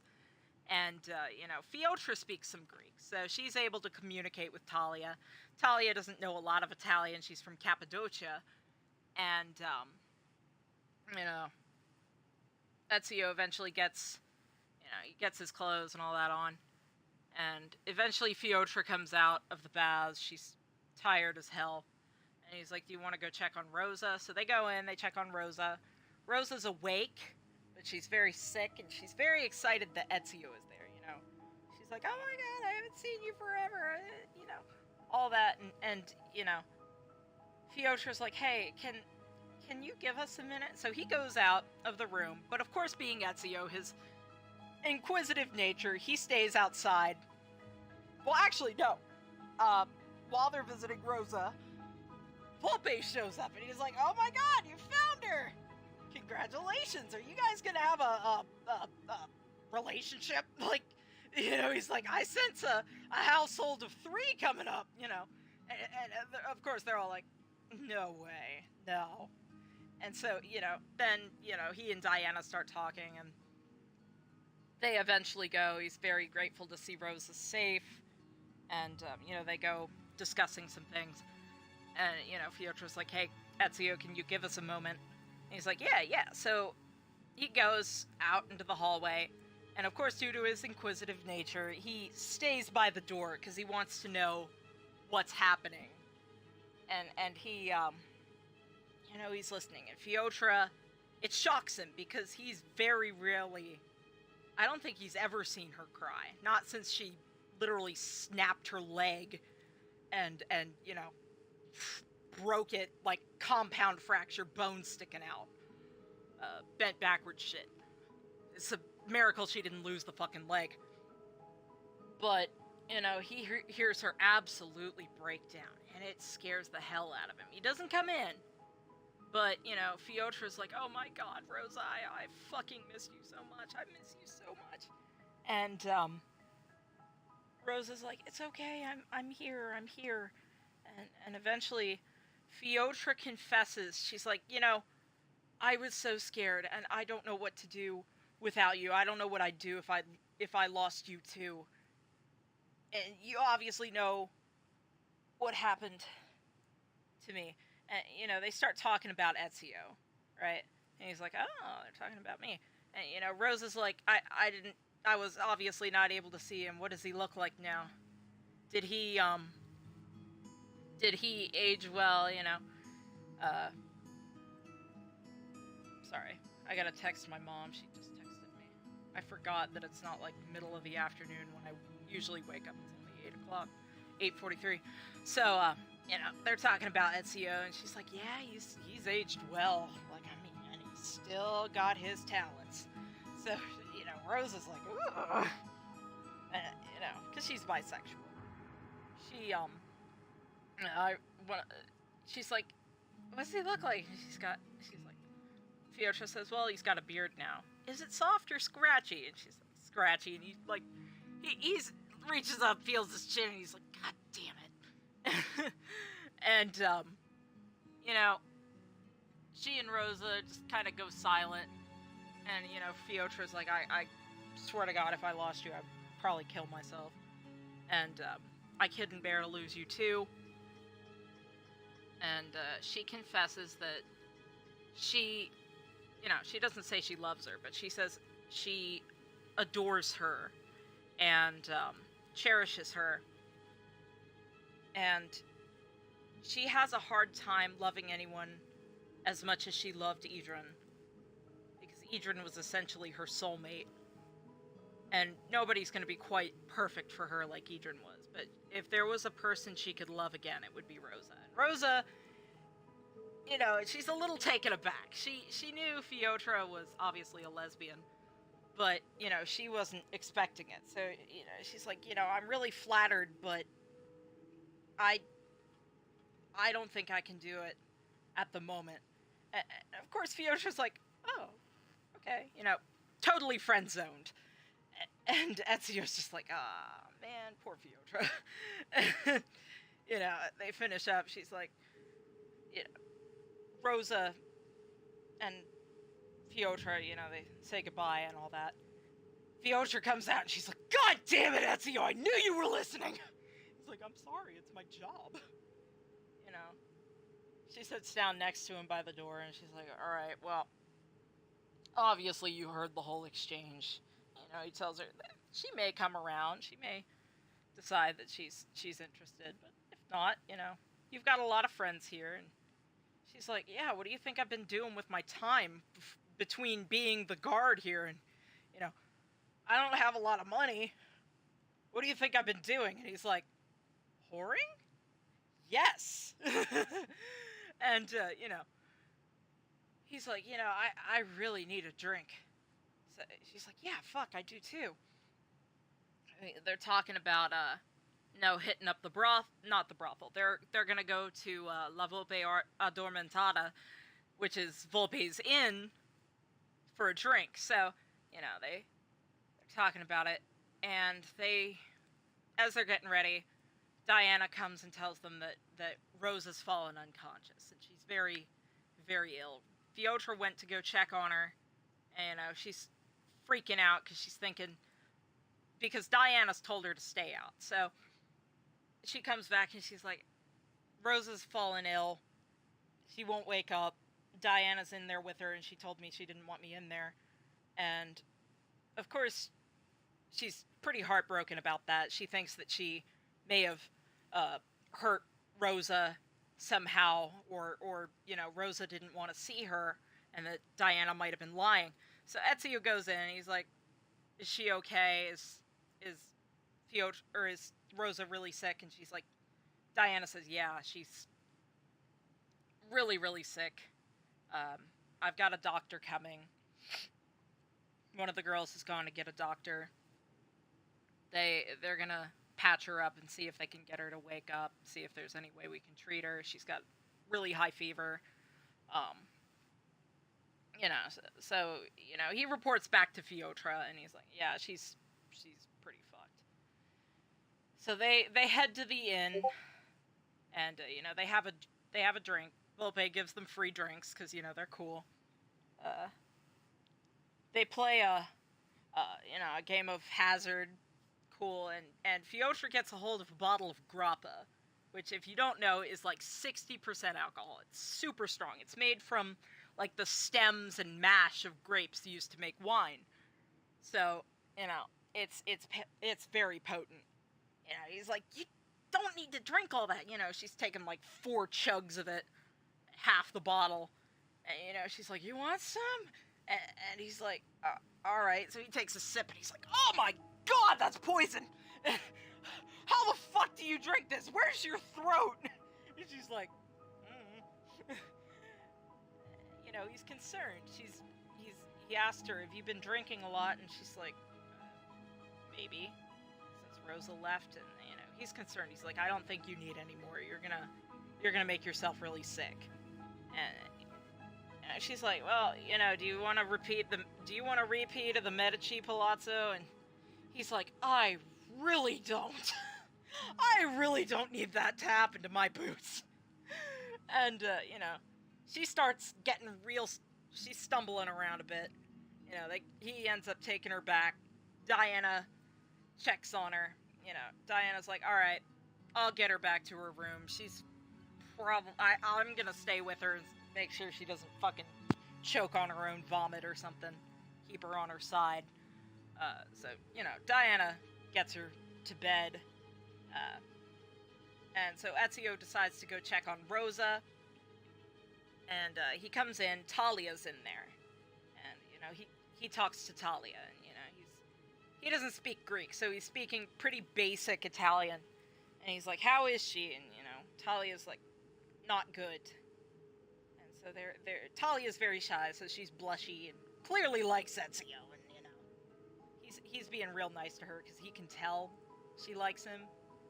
So, you know, she opens up that her sister actually died of a bad fever, and she says, you know, she doesn't speak very good Italian, so I have it kind of written like she's got very basically broken English. Doesn't make it makes some sense, but it's a very roundabout way of speaking. Doesn't correlate to Greek, like, at all, like, in terms of grammar. But, you know, she says, my sister, she lost smart. Like, basically, she, you know, she was brain damaged by it. You know, they didn't know that, but, you know, they didn't know what the fuck brain damage was. But, you know, they bled her and all that. Not Rosa, though they probably would have, at the time. So that probably could have fucked her over pretty bad. You know, leeches and shit. So, you know, she's like, my sister died a bit later after she lost smart.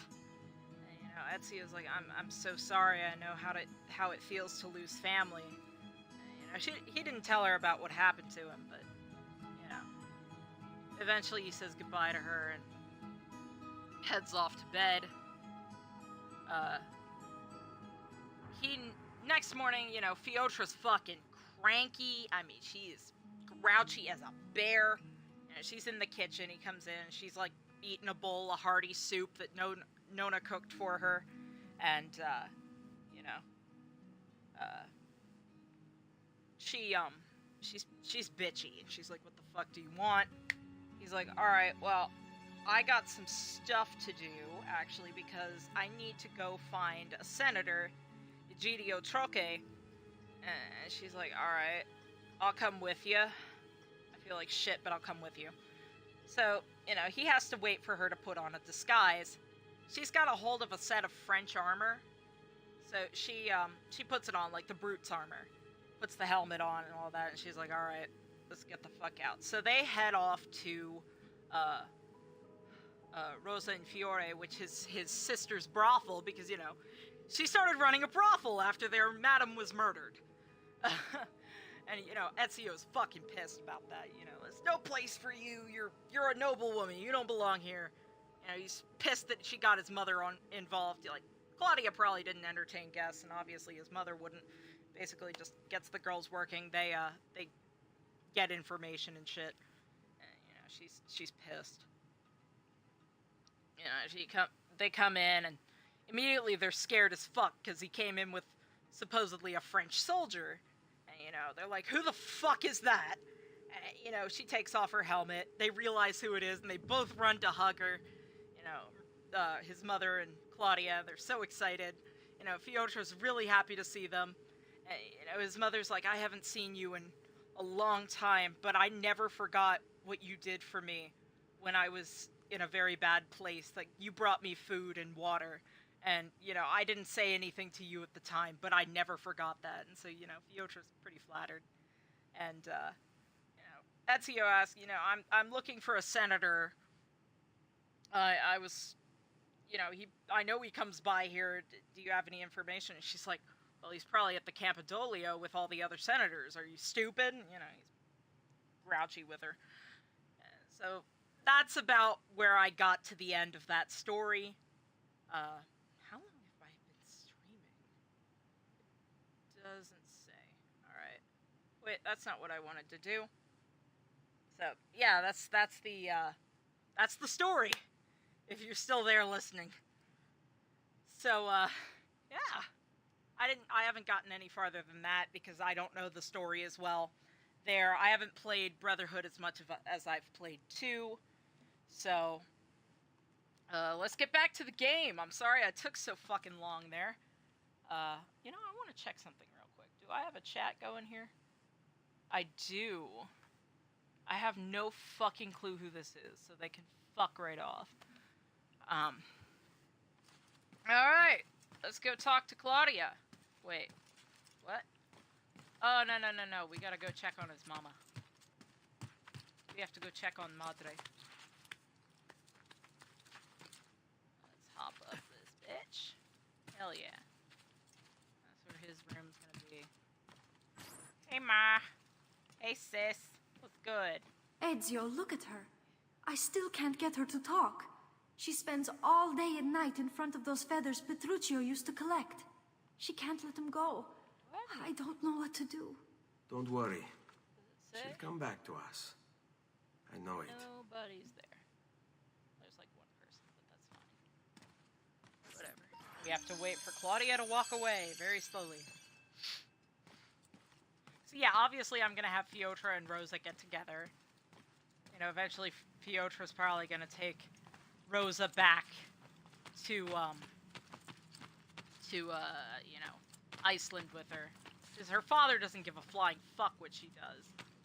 So, you know, he wants to, he'll give him a safe place. Oh, it's a very big ride. Maybe I'll post the link to it at some point so everybody can read it for themselves. I was told by my ex, you know, the one that abandoned me because I was suicidal, told me he didn't want to get hurt again because his ex was crazy. I'm like, fuck you. You could have broken up with me, you know, after I was done having a breakdown. I would have understood. That's a hard thing to go through, but when someone tells you they want to kill themselves, you don't break up with them right on the spot. That's just not cool. Anyway, that was a side rant. Side rant! As Daz Games says. Daz Black, Daz Games, whatever. Whoever. What's he up to? I don't know what he's up to. He's just vibing. Haunts! We're gonna get a Haunts. I call the white ones Horsey because the first guy I ever watched play this game, he called them Horsey. So yeah, you know, I'm gonna have those two get together. And I'm planning eventually to do one with them that takes place during Revelations when Fiotra's pretty old. She's not in great shape. Rosa's still alive, but basically Ezio needs passage to Constantinople. And you know, obviously she knows the way because she's cool like that. And so he, you know, she gets passage and she takes him. You know, they say goodbye for the last time. But pretty much for the last time. But then eventually he sends word to her that, you know, he's ready to go back home. And I haven't decided quite what I want to do here. But I'm thinking either he's going to get word and it's going to be Rosa who sails to see him. But she's going to have to tell him, while you were gone, Fiotra died. I don't know if I want to do that, though, because, you know, Fiotra is fucking badass, and it would be really out of the blue. I don't like to give sad endings. Well, actually, that's a fucking lie. I love giving sad endings. But, you know, I often give them a happy ending after. So then, you know, Ezio's back with his wife. She's like, who the hell's Fiotra? And so then he tells her about Fiotra, and, you know, that's what I'm thinking is gonna happen. I haven't actually decided yet. You know, his wife may even meet Fiotra, you know, at some point, because, you know, I'm either gonna have Fiotra come pick him up with Rosa, or it's just Rosa. You know. And after if Fiotra dies, Rosa's gonna move back to Italy. So that'll be interesting. Hey, Uncle, what's good? I don't want to ride the damn horsey. I love horsey, but get away.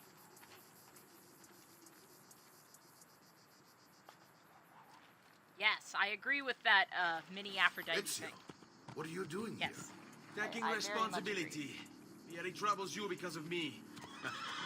here? Vieri troubles us because he's a Templar, and we are assassins. Either way, I wish to help. Yes, yes. Va bene. Voice Then listen is so- close. First, we must find My a way voice is inside all- the city. Though it seems Take an Vieri important call. expects Hope it us. goes well. He has sealed the gates and sent his I'll tell men to another guard them. story once you come back. Fortunately for us, the city is larger than its host. Another the southern gate suffers for funny it. moment, So this is where we'll story. strike. Pronti? Alright. Ugh. G Fuel really messed up my stomach. I tried G Fuel for the first time. That was a mega oof. Real quick, wait, do I have any gum left? I'm gonna see if I can eat, have a piece of gum. My mouth is so fucking dry right now. All right, Ezio. Also, Here's how can it I is going just to say, work. bazooka My men gum, and I while will it tastes distract pretty the good, the guards. flavor lasts Once like we have engaged them, 2 get seconds. yourself over the And wall the comics and that find a come way to in open them the are the gates. Take stupidest these throwing fucking knives. things. Like, they Use them to dispatch absolutely the archers. suck. I'm ready when you I mean, are. like, let's see, what's Then the let joke us here? begin. Mortimer, why are you late? You said we should obey the traffic sign. That's right. I obeyed it, and the sign says school, slow down. Like, I get it, but it's so dumb. God. I am a bard, baby.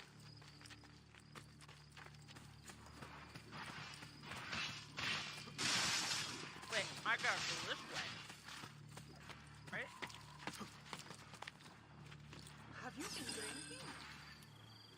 Yes, I have very, very much, I have a lot of, well, oh, God damn it. Die, you fucker. So open the gate. Fuck you, bitch!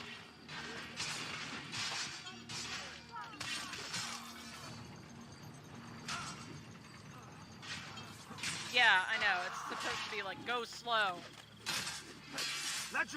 to school, but, you know, it's like, okay, yeah, sure.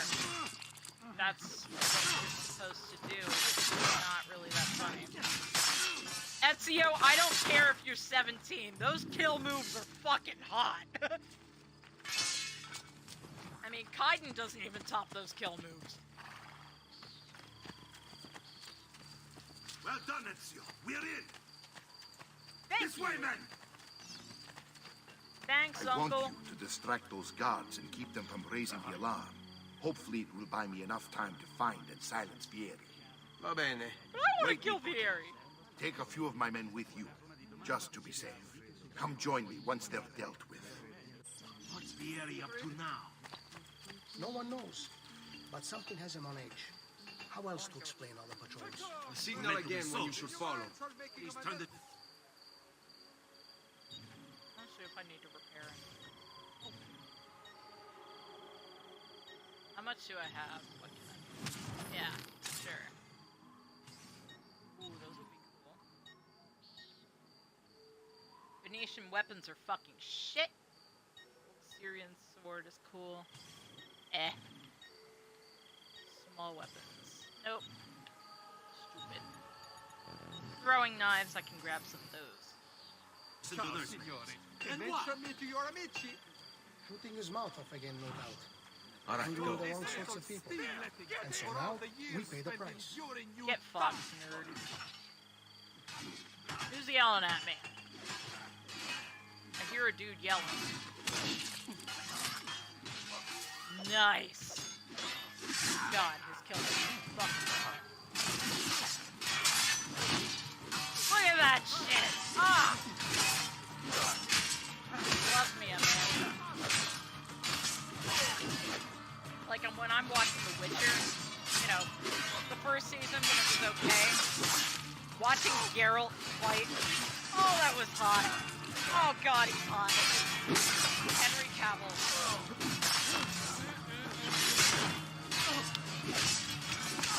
Delicious. First round is on me. Fucking hot as fuck. So yes, I will tell another story once Sofia Fedora comes back. Because, you know, I'm cool. I care about my followers and stuff. how are you? I'm not doing anything. Hi. How's it going? Nothing's happened. Ezio! Help! Your uncle's under attack and needs help. Go to him. Yes, sir. Where's Uncle Mario? Oh my god, Ah, there's Nico. so many fucking There you are. cars. It seems my plan is in something of a snap. Vieri's men have... Not gonna Now, lie, my brothers and I will deal with these guards. Ah! You go on ahead and root out that snake. See that justice is done. Alright, Vieri. Yes, I agree. I will be his gaming computer for a bit. I'll be his damn footrest. I love that. You know, Ezio, there's a ladder right fucking there. There is literally a ladder right there, honey. There's literally a ladder right there, Bellamio. You're back! Are you ready for another story about another character? I have two stories, actually. One is going to be a little longer, and it requires some JoJo knowledge. So, I'm going to begin with JoJo. So, post-Stardust Crusaders, Polnareff returns to France. He is absolutely devastated over the death of his friends, some of them. No, fucking miserable. He's been drinking a lot. Hasn't showered much. He's miserable. He's at the bar. He feels like absolute duty. And, you know, the bartender's like, alright, I think I'm gonna have to cut you off for the night, but I can give you an opportunity to sober up. Oh, I'm so excited for you! You got a new job? It's I hope it goes really well. Vieri, you will I remain here to genuinely hope it coordinate the goes well for you. machinery. That's awesome. Francesco will organize our forces in the city and But, send you know, word when it's time to The start. bartender's like, alright, I'm cutting you off. Your job Actually, is to no. calm the I can even citizens post once the this deed is story done. because it's on What of that Archive of our Ubriacone own. Mario? It's a three-part Continues series. to harass my forces, and I fear he'll discover what we intend. He's always been trouble. Ugh, Just like Rodrigo that bastardo Borgia. brother of his. Then let me reunite them, Father. There will be plenty of time to clean up the feud when we're finished. Now, Anyway, is there anything else? this is kind of... Muy bien. May the Father of Understanding guide you. May the Father of Understanding guide you. Respectfully, Ezio. Comandante! Comandante! What? Mario Auditore Yeah, you has did it! Okay, you saw Viera, you just go, what? Honestly, my ex used to tease me about that because my mom would fucking call me randomly. And I would just go, what? When the phone rings. I always do that. I go, what? And you know, it's so funny because I was playing this game in front of him and he's like, oh my god, he sounds like you.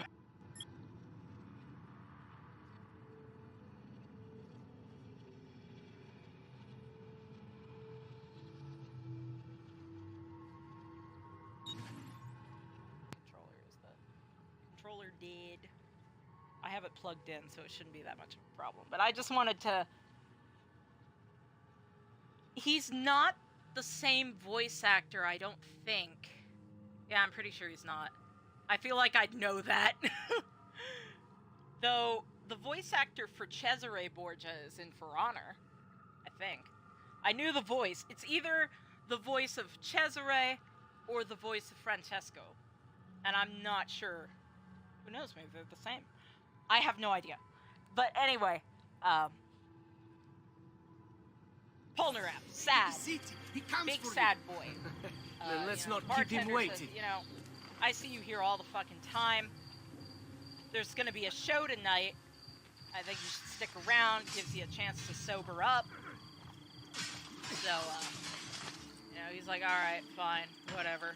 And, you know, waits. And suddenly, you know, he hears somebody comes out on stage. This muscular-ish, like she's very lean. Kind of got that Ezio build, very lean. But, fuck off. Oh, that's hot. Ah! But, you know, this woman, she originally was a outfit skirt. You know, she was a goth like me. I don't wear a lot of goth stuff anymore. But hey, Ezio, fucking.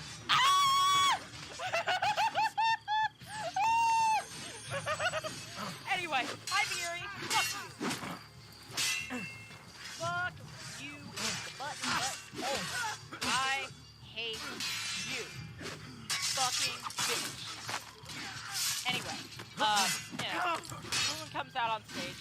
Obviously, looks like me. A little bit. You know my sim, Maria.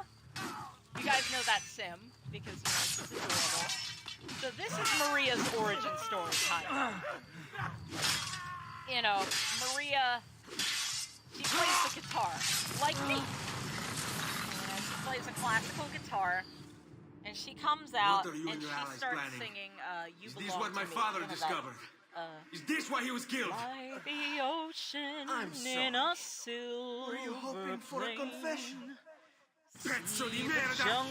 Vorrei solo che avessi sofferto di più! I love listening to this. Fine che I meritavi! wish you'd suffered more. You got the fate you deserve. I hope. Enough, Ezio. And Show then some respect. Uncle Mario shows up. He's like, what the fuck are you All doing? that's happened. Do you think he would have shown either of us such kindness? You are not Fieri. Do not become him. He absolutely channeled my Italian Che grandmother la in morte that scene. ti dia le Anyway, pace che ci cave. Requiescat in pace. so cross-eyed. But Take Uncle this. Mario channeled my Read it grandmother. when you have the Totally time. off topic.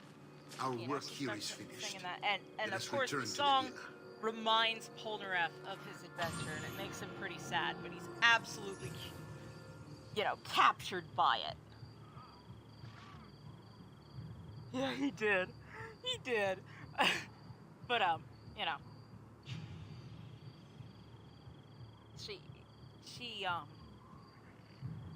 he's sitting there.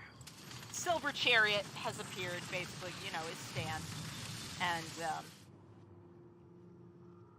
he feels something weird about this woman. He looks up, and behind her is a stand that looks like a golden gladiator, and you know, it's got a halberd or an axe, very much like Fiotra's, because, you know, funny little Easter egg moment.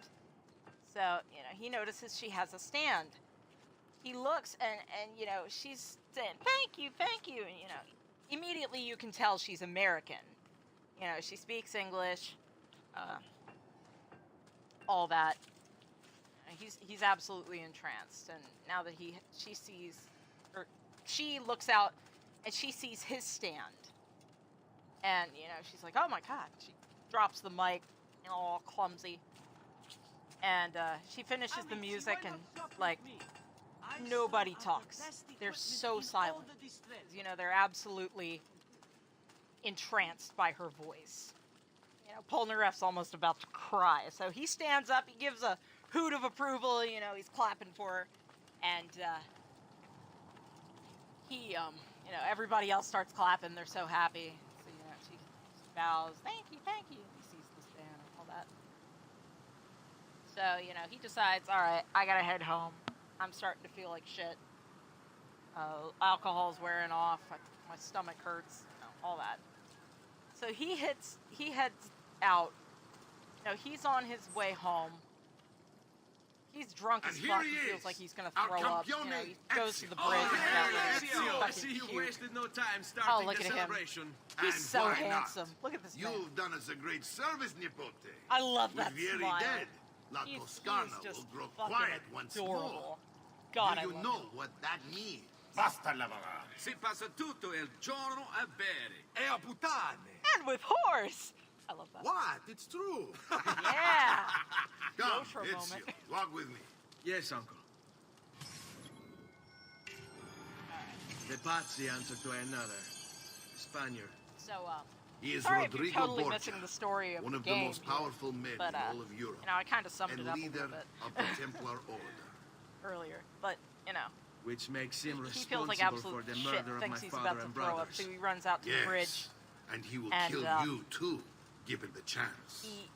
Then didn't I throw must up, stand you know, against him stands if I up, wish he to feels be like free. garbage, But not and all of a until sudden, every other Templar you know, has he fallen hears to this my clang blade. behind him. He thinks maybe a Father's leash license will plate guide fell me. off a car or something. Where will you go next? And he Firenze. is terrified. It's Francesco almost de time Bazzi where will share the Piotr would fate of show his up son. in the game. But, you know, A sensible obviously next that step. doesn't happen. No doubt he intends So, evil for the city. He, All right, that's enough grim here's the talk for sound. one night. He looks behind I'll him, be and in the my Golden study if you Gladiator need is me. there. And, I you shall know, read the it letter just my uncle gave me. wails. It makes this two-toned, ethereal sound. Messer Francesco, Yeah, I'm just reading the I letter, have just done as kind of requested and spoken with your son. You know, it's, I agree I'll let with you your guys read that, assessment, kind of. though only in part.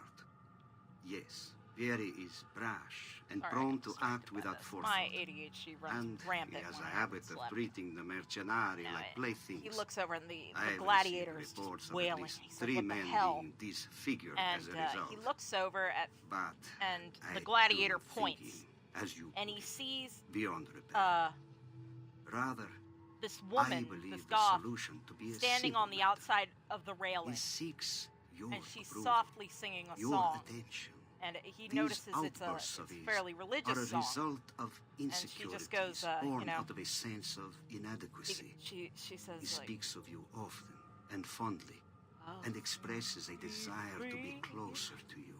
from So, every trial, If he is loud and this foul body and angry, rests. I believe it is simply because he wants to be noticed.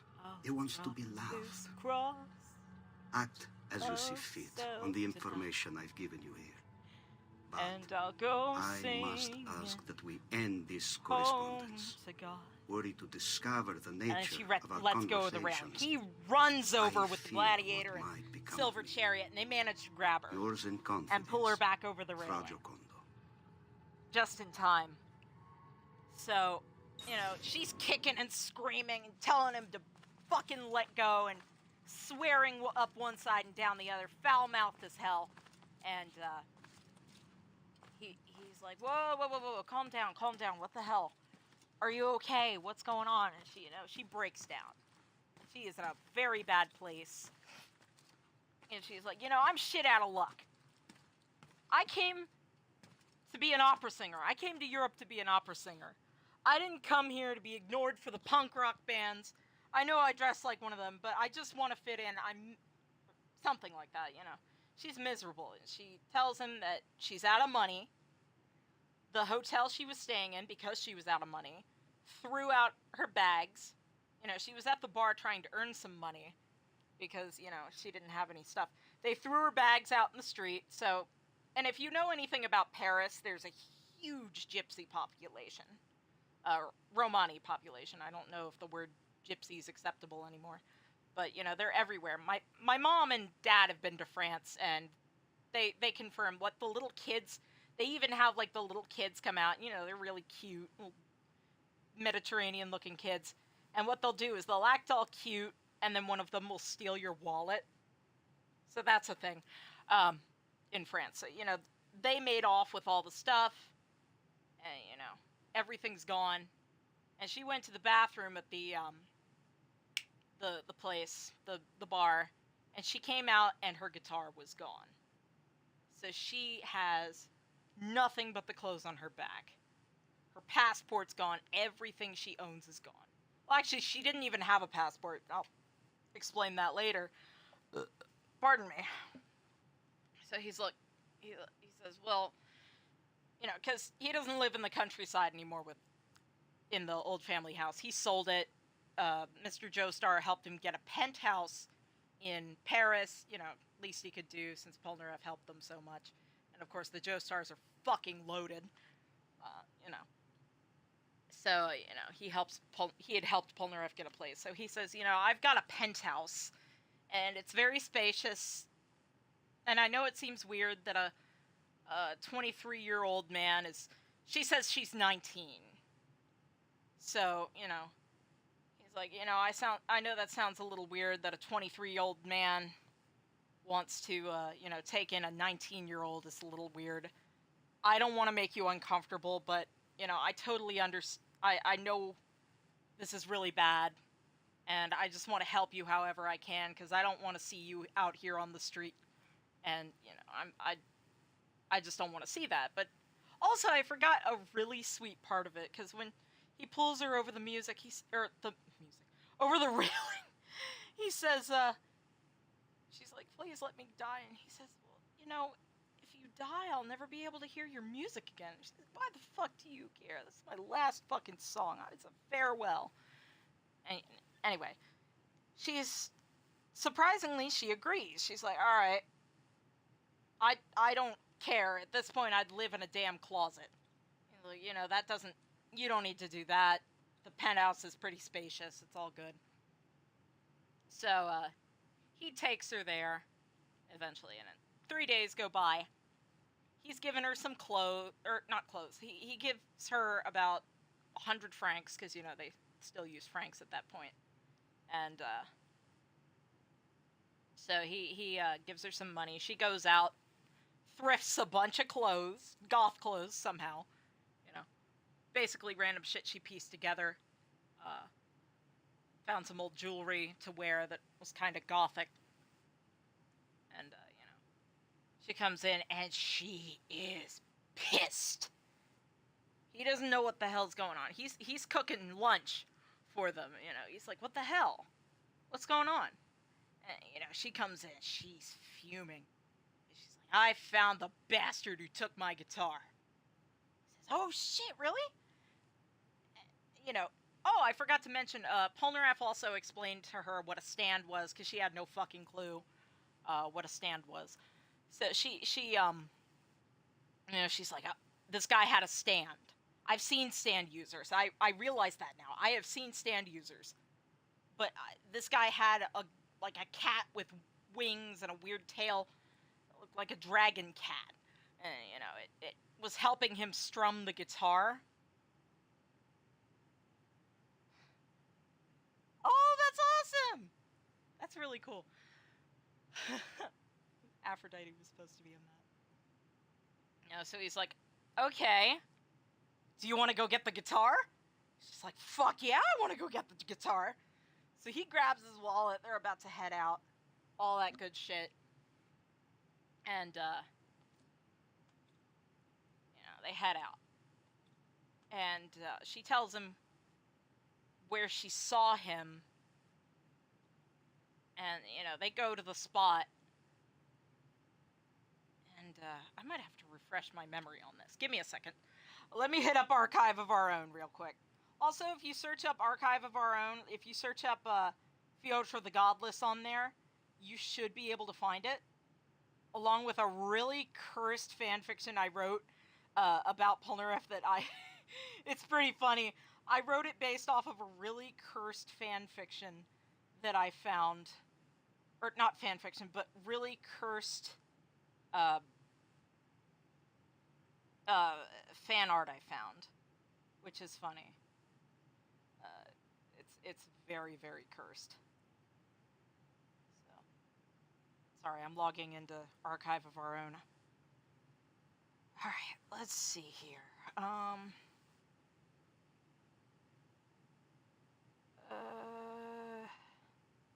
And you'll also be able to tell by her name that she's a self-insert. Her name is Maria Elena. My name's Elena. I don't mind sharing my first name with you guys. It's pretty, you know, ambiguous. So, you know, she tells him, let me see here. He's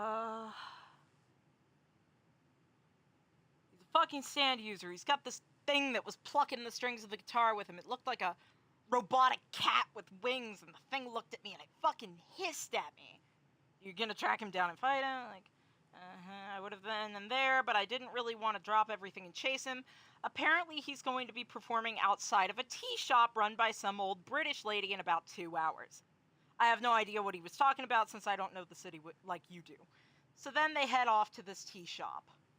And, you know, as they're going in, she sees him. You know, tall, blonde guy. Probably, he's pretty German looking. And he's got the guitar strapped across his back. And, he goes in, he's talking to the old woman. and he pulls a knife on her. So, of course, Maria's like, ah, fuck. They're really close. Like, they're pretty far. This guy's pretty distant. But she recognizes her guitar. And, so they run in. By the time they get in, he's escaped. Essentially. He's robbed the woman, got all the money, stuffed it in the guitar. And, he made off with it. She sees which way he went. There's no way they're going to be able to chase him on foot because he was in a car. He jumped into his car and escaped. So the woman, she's like, I have something that can help. That was a terrible British accent. Well, I've got something that can help. And so, she takes him to the back and she pulls this sheet off of an old motorcycle. This was mostly because I wanted a chase scene and Fyodor to ride a motorcycle because that would be really fun. And she said it's from World War II, and she squeezes the tires. She's like, it's still in good shape somehow. 50 years. Basically, she was a nurse during the war, but during the Nazi occupation of Paris, she was conscripted, to take care of the wounded soldiers for the Nazis. And she'll explain something later about that. So she's like, all right, get out there and find him. And, so they wheel it out into the street. Maria gets into the driver's thing, and Polnareff's like, do you know how the fuck to drive a motorcycle? Of course, Polnareff's a terrible driver, and she's like, it can't be that hard to figure out. So they start it up, there it goes, and they start roaring down the street. They see the car, and, the cat stand comes out. They pull out their stands, basically, and they start fighting. And the cat squirts acid out of its tail, and it lands right on Maria. So, this is where you get to see Maria's stand in action. So, her stand is called Alice in Chains, and its main move, like its big special move, is Snuff the Rooster. So, she's got covered in acid. It's burning her skin. She's in terrible pain, but she's crying, but she's not going to give up. So, she gets Alice close enough, and she uses Snuff the Rooster, and it's basically a really hard swing with the axe, like, hard enough to break, to basically squash someone, if she can get close enough. You gotta be right up on something for it, though, so it doesn't have that range like normal stands. So, she hits the cat thing so hard, the dude in the car, because obviously if you hit a stand, it'll hurt the user. So, well, actually, no. So the acid got squirted onto Alice. She was injured, and Maria was injured. So the cat thing gets hit. The car door flies open because the guy was hit so hard it broke the door open. He goes rolling out into the street. He's very dazed. He's still got her guitar with him, and so she sees the guitar go flying and sees it get hit by a car. And so, of course, she is devastated. Like, absolutely broken. That was the only thing she had, and there's banknotes spilling out of it. She runs out to the middle of the street. Cars are swerving to avoid her, and Polnareff's like, what the fuck are you doing? She grabs her guitar, what's left of it, and she's crying. I think I may be getting my timeline mixed up a little bit, but she sees the cat, like the cat creature, and she beheads it, like has Alice behead it, and the dude that she killed, or the dude that stole it, fucking died. And this is the first time God, I'm too busy talking about Fyodor. This is the first time Maria has ever killed someone. So, she sees blood spurting from this guy's neck, and it just looked like a horrible accident had occurred. So, people weren't going to think, they weren't going to call the cops on her or nothing. So she's like, oh my god, what the fuck did I just do? So, Polnareff's like, come on, we gotta get you the fuck out of here. So, he starts he takes control over the motorcycle. She's devastated about her guitar. She has it with her, and it's like really sad. So they go back to the tea shop to return the money. And the woman, her name is Betsy, she tells them, but the woman is, absolutely concerned. She's the little grandmother, essentially. She's where I got the inspiration for Nona in the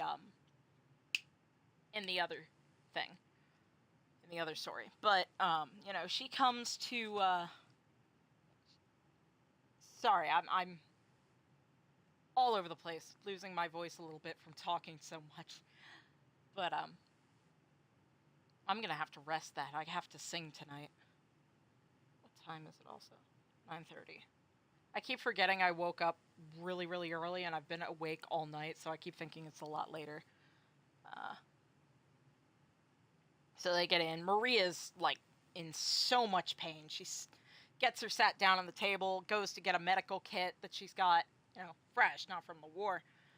But, she grabs a thing of ammonia capsules, because Maria suddenly passes out. And Polnareff's scared as fuck. It's like, Maria, no! And she comes out, she waves the ammonia capsules, and, a little green metal bird perches on Fyotr's shoulder. And he's like, what the hell? Maria wakes up, she looks at the bird, and she's like, oh, hello. And Polnareff immediately realizes what's going on. He's like, that's a stand. And she says, yeah. There was a reason I was a very good nurse. I'll show you. So the bird, starts singing, and, the wounds on God damn it, Maria start to heal. And, I'm gonna turn Ezio around so we can, look at him because he's fucking hot. So distracted. But, yeah. I lost it. Don't tell me because I know. So, she's explaining her stand, the old woman. She says, that's why I was a really good nurse, because the Sparrow has the ability to fix broken things. Kind of like Josuke's stand. But it's basically like Josuke's stand, except it's a little bird. And it's called the Sparrow. She's both really interested that they can see the Sparrow. And, of course, there's the rule, stand users attract stand users, so they always meet up. And, she's like, it doesn't just heal people. So she's able to fix Maria's guitar. She's, so happy. She's tearing up a little bit, because that guitar is her pride and joy. They return the money and everything. And, so the woman, they sit down, and she says, I've had the Sparrow since I was a little girl. I've always been able to fix my old porcelain dolls when I was a little girl, and it came in very handy when I was a nurse. And, she says there was an SS officer, and I haven't decided if I want to canonize this as, von Stroheim from part 2. I kind of want to make it von Stroheim, because that would just be funny as hell. But, because they do the secret Nazi research shit, he knew about Stantz, this Nazi officer. So he, he's able to tell her, because they've done research on it, and, he's actually pretty helpful. He's not as bad as some of the other dudes. So, obviously not going to be fond of Jews, but, like just about every Nazi. But, he tells her about it. He's like, there are other people with this. Have you met any? And she's like, no. But she basically used the Sparrow in addition to medical stuff just to keep up the front, because normal people can't see the Sparrow. Fun fact, the Sparrow is named after Edith Piaf, who is a famous French singer. She wrote that, Quand il me prend dans ses bras, il me parle tout bas, je vois la vie en rose. So, yeah, they called her the Sparrow. I forget how you say it in French, but yeah, she was the Sparrow, so I obviously wanted to keep with the musical references. And, she says, well, how did you two get your stance? Do you know? And, Polnareff tells her, he's had Silver Chariot ever since he could remember. He's like a friend to him, even if it's just a reflection of his soul. He, he considers Silver Chariot a friend. It kept him, Silver Chariot kept him company through some really rough times, saved his ass. Yeah, no, right, no, he wouldn't have been. Yeah, it was the 30s, so he would have been dead by then. He would have been dead. Because this was in the 40s that she was a nurse. During the occupation of France. Actually, that might have been in the 30s. I don't remember when the fuck he died, so it's possible. So then they ask, well, what about you, Maria? And this is where Maria opens up about her story. So she starts with, well, it's interesting. I've had her for as long as I can remember, too, since about 5 years old. And she says it's pretty tough, I couldn't really tell my family about it because they were very religious. And she even told Polnareff her family was very, very religious, her mom and dad. And, she comes forward with her parents were Jehovah's Witnesses in the U.S. And, of course, Betsy's like, oh, God, don't tell me you're one. Not to shit on Jehovah's Witnesses, but I'm totally shitting on Jehovah's Witnesses. I don't care who I offend because it's a cult. You're basically telling your kids they're going to go to hell for being too worldly and, reading the wrong books. It's like Governor DeSantis with banning everything. That's basically Jehovah's Witnesses. And I did a lot of research for that because I didn't want to just paint them as horrible.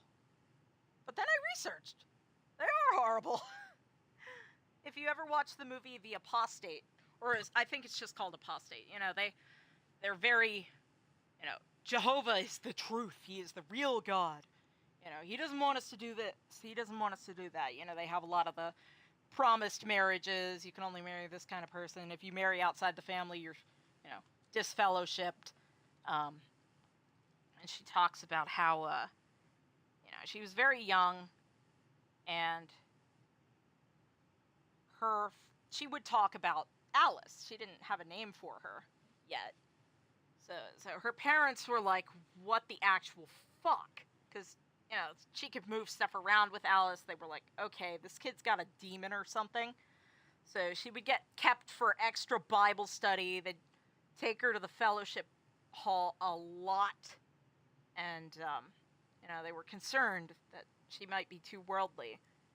And it's kind of hinted that the elder might be a stand user, but I haven't actually decided whether I want that to be canon or not. But, he's like, okay, yeah, this kid has a demon. We're going to do whatever we can to keep it out. So she's kept for extra Bible study, extra prayer, has to read a lot of books about Jehovah, only certain books. And, she doesn't really realize it's a cult. But, she hits about 14, and one day she's walking by a record shop. Her mother says, okay, we need some hymns or something. I don't know. I don't even remember. Do Jehovah's Witnesses believe in music, like church music? I don't remember. I'm not exactly an expert on it, but I know a little more about Mormonism, but, Mormons are nice. Their beliefs are a little wacky, but, they're so nice. They're a little cultish like Jehovah's Witnesses, but they're so nice. Like, one of my neighbors was a Jehovah's Witness. He did a lot of, stocking up for the end days sort of thing, as was believed. Have enough for 7 years when a famine comes. Weird shit. But, they were very, very nice. I went to his funeral, which was a Mormon funeral. They were so kind. And, I remember, this is totally off topic, but I remember I was looking at a painting of Jesus, and, it was Jesus being resurrected, and I was just looking at it, and this woman comes over to me, and she's like, are you particularly religious? And of course I lie, and I said, well, I didn't lie, but I said, yeah, I go to church on Sunday, because, my mom forced me to. And she says, everybody has their own beliefs. I mean, personally, I believe this, and you know, I believe in Joseph Smith, and do they have I forget what their god is. I don't know, but it's definitely not Jehovah. But, you know, she was looking at the painting, and she's like, "Do you like art? Do you like this and that?" And I'm like, "Yeah, I like doing art. I was just looking at the picture," and she just looks at me, and she's like, "You know, I think it's very, very interesting and very inspiring that the first person Jesus decided to appear to was a woman. That means we might be more special than men think." And I was like, I love it. I love that idea. And it just always stuck with me. And the little missionary boys, who were kind of cute. I mean, I mentioned, like, they asked if I played video games, and I said, yeah, Assassin's Creed, and one of them went, yeah, Ezio. And I was like, yes! I love you. I mean, yeah, sure, they're probably trying to get me to be a Mormon. But, yeah, they were so nice. But my dad used to work with Jehovah's Witnesses, and they were pretty weird, apparently. So, her parents were Jehovah's Witnesses. She went to this record shop. Her mom had her with a couple dollars to go pick up some vinyl records. You know, she comes in, there's this old hippie guy. This is more backstory. She doesn't really talk about it that much in the story, but she, you know, she's talking about how this guy, he's like an old hippie. And, I mean, he's really from the 60s, beads and shit everywhere. You know, cool stuff. He's like, "Sup, what are you looking for?" And, you know, she's like, "Well, I'm looking for stuff to play at the fellowship hall." And he's, "Oh, god damn it, you're a Jehovah's Witness. Let me guess, you got the Watchtower with you?" And she's like, "No, I don't do that yet. I've gone with my mom to do that." And, you know, she's very awkward, pretty sheltered. He's like, "Well, you know what, kid? I think your mom's got a stick up her ass. Let me show you something." So what he does is he goes over to one of the records, and he picks out one by Alice in Chains. And he puts it on the record player, and, you know, because this is the very late 80s or almost early 90s, about 90. Well, actually, it would have been about 87, 88, because she was... Actually, no, this would have been much earlier. So, what would he have put on? Paranoia by Black Sabbath. You know, I'm just making this shit up on the spot. I want to give more detail because it's really cool. I kind of have this stuff kind of stored in my head. It's not in the actual story.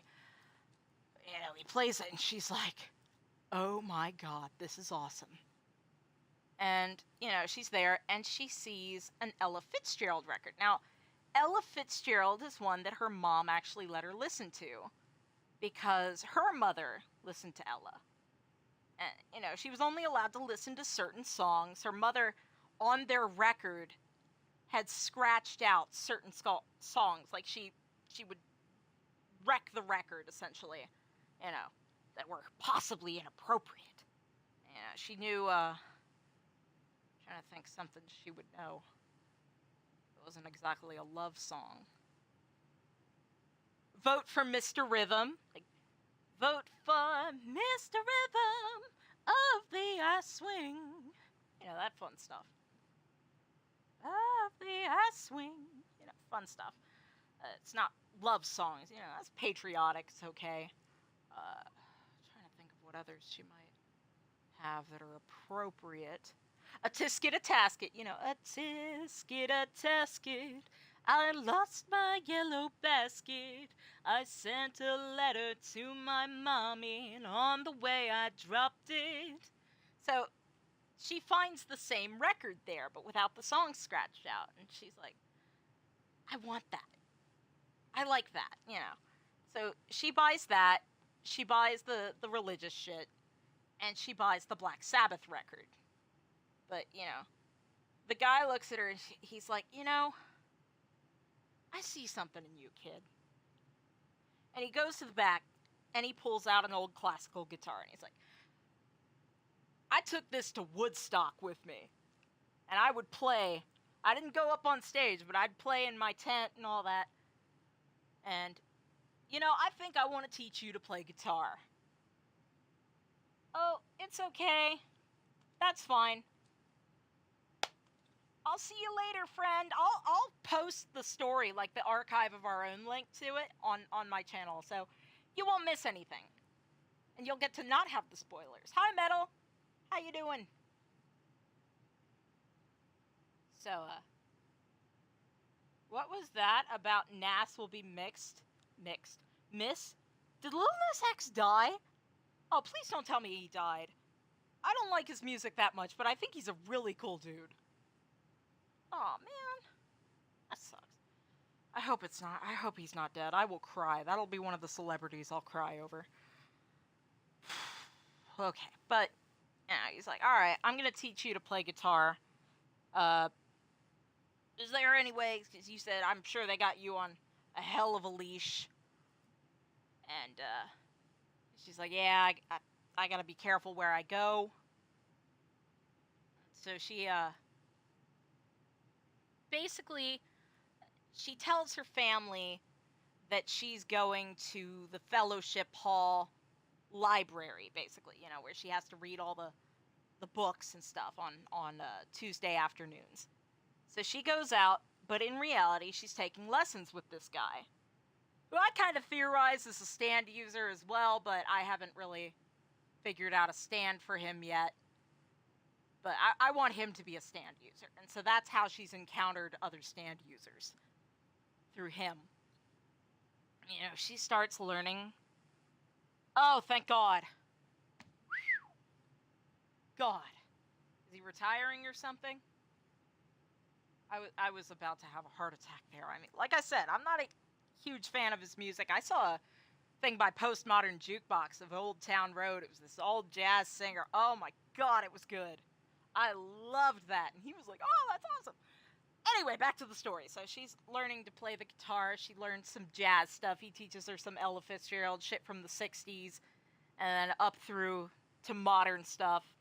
Somewhat. She doesn't really... She's like me. She doesn't really have the big thing for, you know... You know, she doesn't play electric much. But she's really got a talent for, like, bossa nova, 1950s stuff. Really good jazz things. So, you know, he's happy to teach her that. She learns a bunch of Ella Fitzgerald songs. And later on, he ends up giving her an old record player, because it was a model that was going out. He's like, alright, this thing is cool. I'll give you a pair of headphones with it. Because I want you to be able to hear the music, because, again, your parents sound like they've got a stick up their ass. So, you know, she's like, oh, okay. So she would hide out in her room, listening to, you know, Black Sabbath, Bon Jovi, fun stuff. Ella Fitzgerald, obviously, on the record that didn't have the song scratched out, so she had, like, what was the word?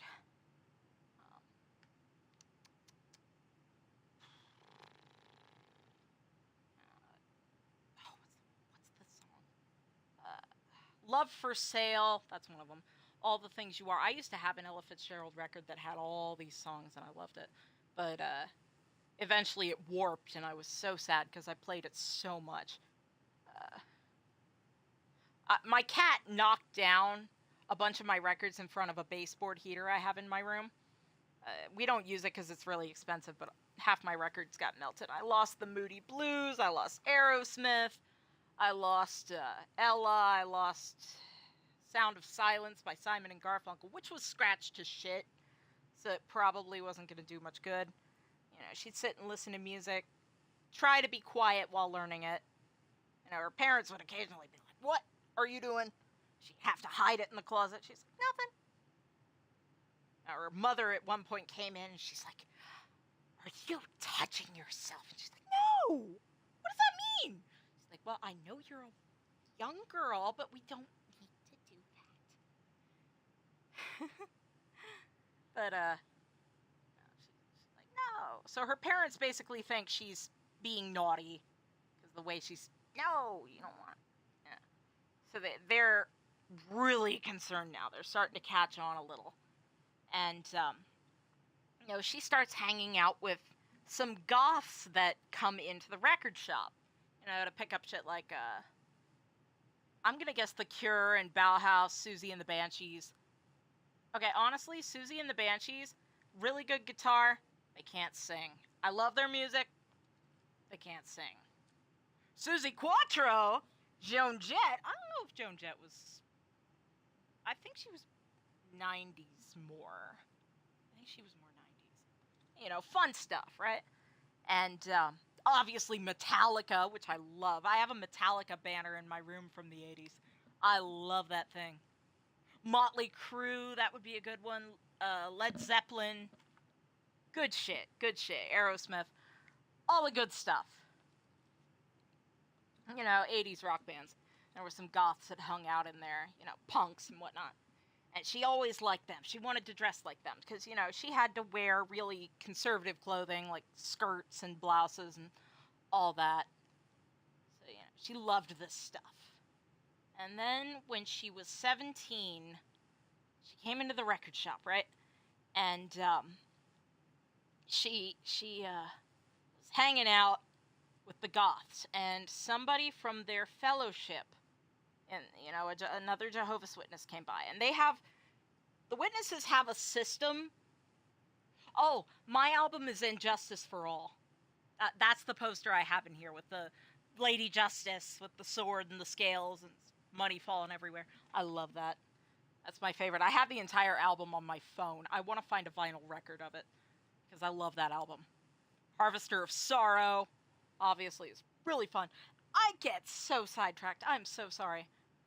So this lady comes by, and, you know, what she does is, like I said, in the Jehovah's Witness religion, basically they have that kind of North Korea mentality of, oh, if you see someone doing this, you gotta tell us.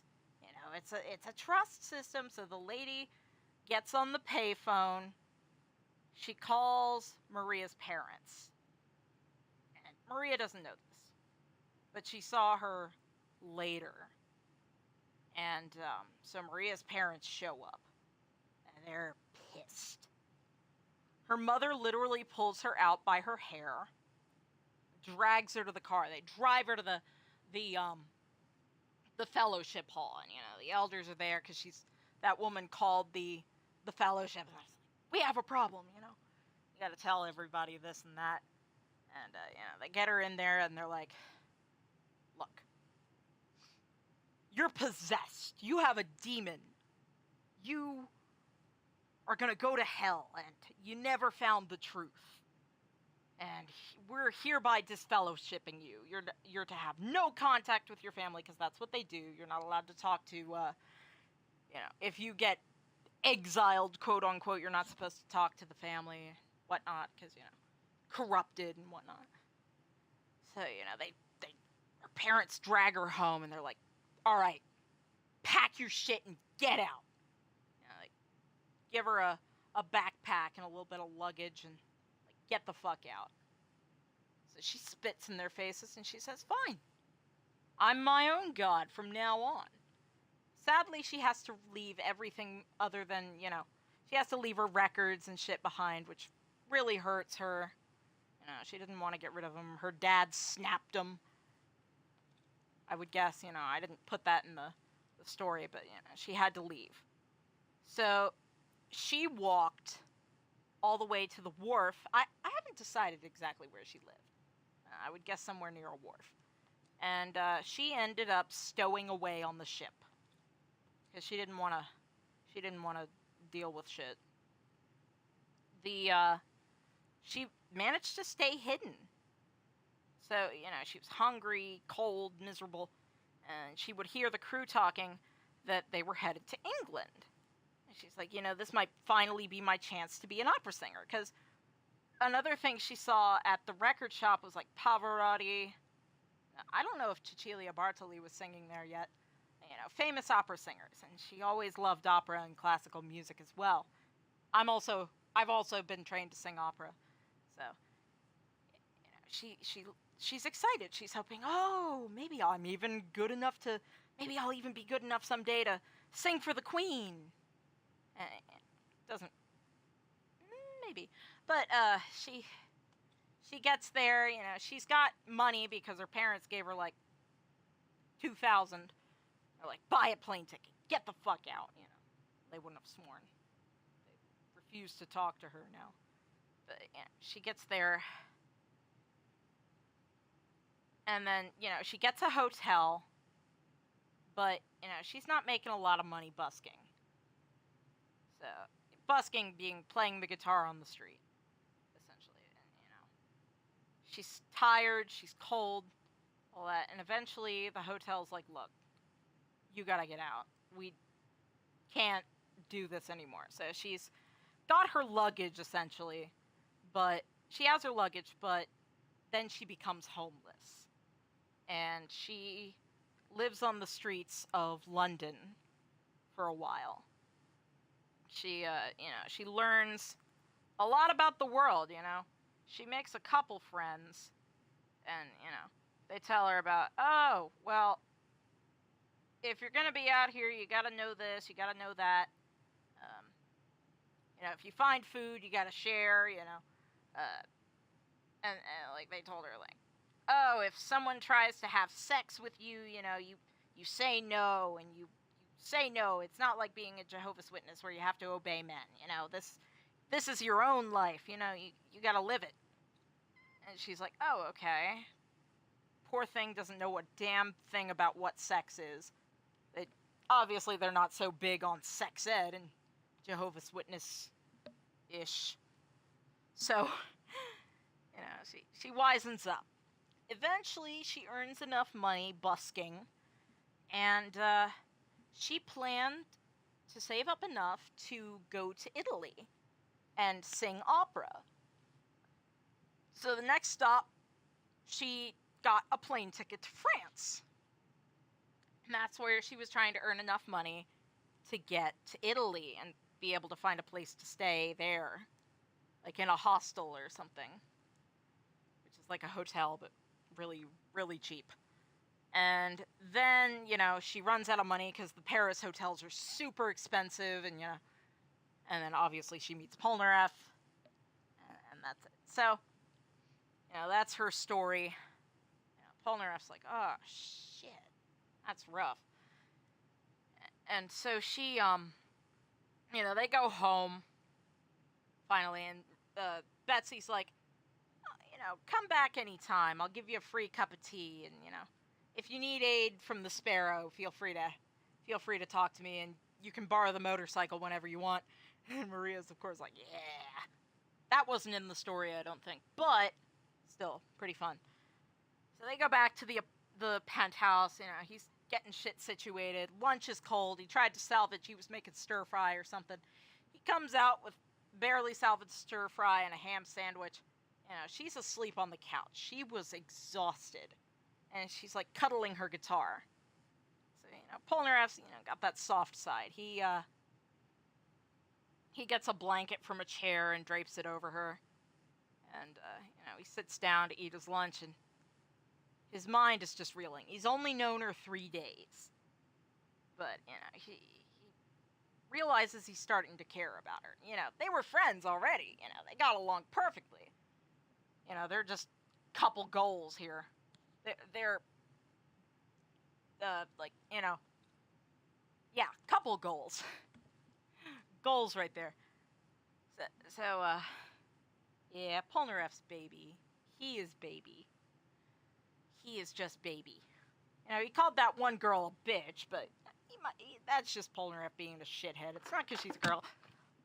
Oh, wait, he also hit on a 16-year-old. That was a little weird. But, anyway.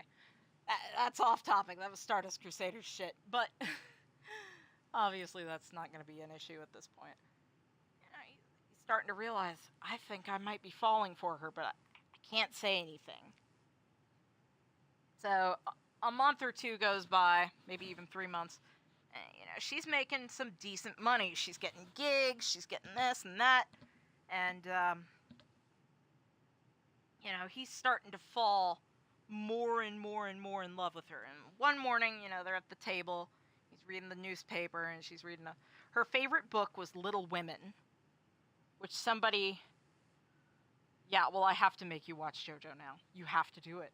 It's not for everybody, because you got to start from, like, part 1, which may be a little boring, but that's how you're going to understand part 3. Part 3 is where shit gets wacky. Part 2's fun. I love part 2 because, Joseph Joestar. Jonathan is precious. I love Jonathan. I'm trying to think of a site you can find it on. It's on Netflix, but if you want to watch it for free, I would check 9anime. I don't know the exact thing, but, it's a pirate site my friend uses. But, yeah, so, he's fallen more in love with her. Her favorite book is Little Women. She was given that by somebody in England, because it was to remind her of home. You know what? What state did that take place in? Was that Massachusetts? Oh, yeah, Bloody Stream is fucking awesome. I love that so much. So James Bond. Now I gotta look up, where did Little Women take place? Where did Little Women take place? Boston, around Boston and Concord. So, yeah, that would make sense. So if she's living in Massachusetts, she could technically have that, I thought Go-Go Anime was dead.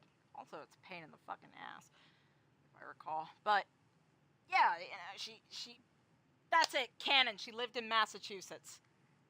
So she would easily have access to a wharf or something, in Boston.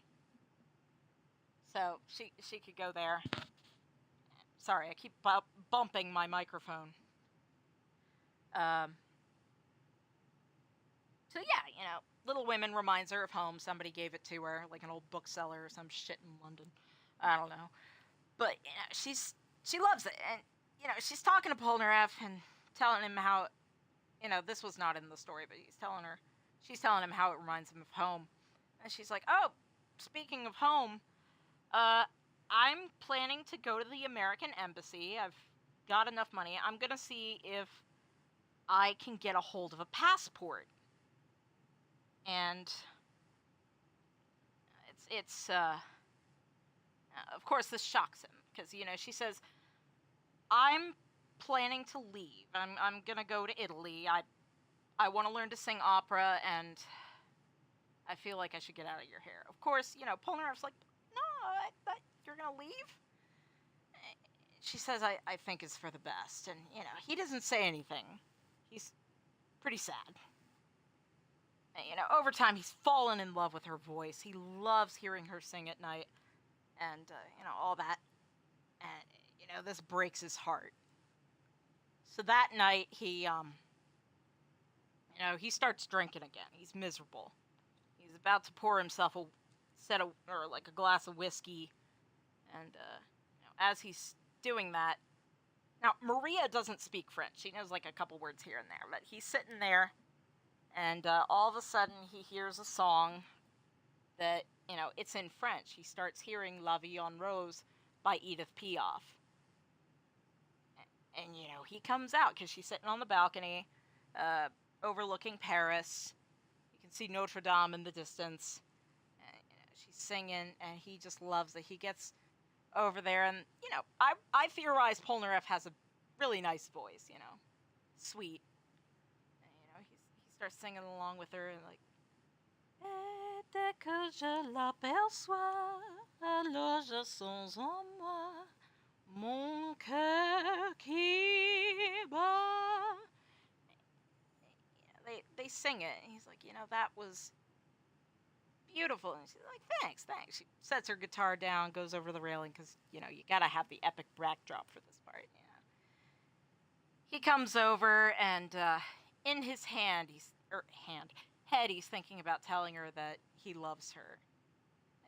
At least he thought it was in his head. He said, je t'aime, which means I love you. She looks over and she's like, what? Ah, fuck, I'm sorry. I shouldn't have said that. And she's like, Jean, because she calls him Jean instead of Polnareff. And he starts, he's like, look, you've become so special to me. I think I'm in love with you. I don't want you to go. I don't remember exactly what the scene was, but then she kisses him. And she's like, I wanted to leave because I was afraid of these feelings. I was raised that these were naughty things, and I had to have somebody picked for me. I should add that to the story because that's more accurate. So he's like, stay with me, and his nickname for her is Mon Chou, which is it means little owl technically, but literally translated it means little cabbage, because chou is cabbage. But for whatever reason, the French are like, no, it's not cabbage, it's owl. Uncultured bitch. I got reamed out by somebody who was French for saying that. And I'm like, God damn it, shut up. I don't care. It's funny to be a cabbage. And Polnareff, he knows. Maria figures out it means cabbage, and she's like, what? You're calling me a cabbage? And he's like, no, it means little owl, but cabbage is funnier. You're cabbage. She's like, yeah, I love that. So, they become, they fall in love. Then you get the second story, which is a lot shorter, but it's still pretty fun. She and Polnareff, this takes place when Polnareff and Jotaro go to Egypt to look for those stand arrows, that Dio had. And she goes with them, so they go to that stuff. She's always wanted to travel farther, so they go. They're all excited. They get to the excavation site. She meets Jotaro, and he's like, I guess you're Jotaro. And he's like, yeah, Polnareff wouldn't shut the fuck up about you. And he's like, I'm sorry, she's just amazing. They're just they're so in love. Couple goals right there.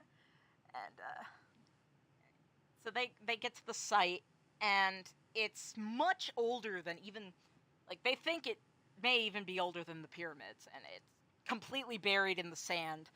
Took forever for the Speedwagon Foundation, who they're now working for. Obviously in part 5, Polnareff is working for them, and they get to the place, and they're looking around. Maria got to read some books about archaeology because she was excited for this, and she likes history like me, and she knows what to do. They've got everything. She starts having Polnareff help her, all that, and so that night they're looking at a stone wall that has these weird lexicon on it. They don't know what the hell it is. There's no known translation to it, and they're flirting with each other, and trying to remember. I gotta check it now. God damn it. I want to get this right because I love this story. It's so funny. Let's see. Where is it? That's not it. Where is it? Where is it? That's not it. Yes. So, let me see here. Okay, yeah, this makes sense. So they flirt, and all of a sudden, the earth starts trembling, and they're like, what the fuck? And the floor, it turns out under the sand was like a ceiling, and they fall about 20 feet, I would guess. They fall pretty far, and, they hit the ground, and Polnareff looks up, and from his view, she was actually on the other side, but it looked like Maria was buried in the rubble, because she pushed him back so he wouldn't get crushed. And, he thinks she's dead. He's wailing. He's like, Jotaro, help! She's dead! She's oh God, no! And he's like, shut the fuck up. She's fine. He watched her get clocked by a brick, so, he was afraid she might have a concussion. Turns out she's fine. Just got nicked. She's alright. They get out. And, they get dinner. Let me see here. Yeah, they get them out. There's some really cool stuff in.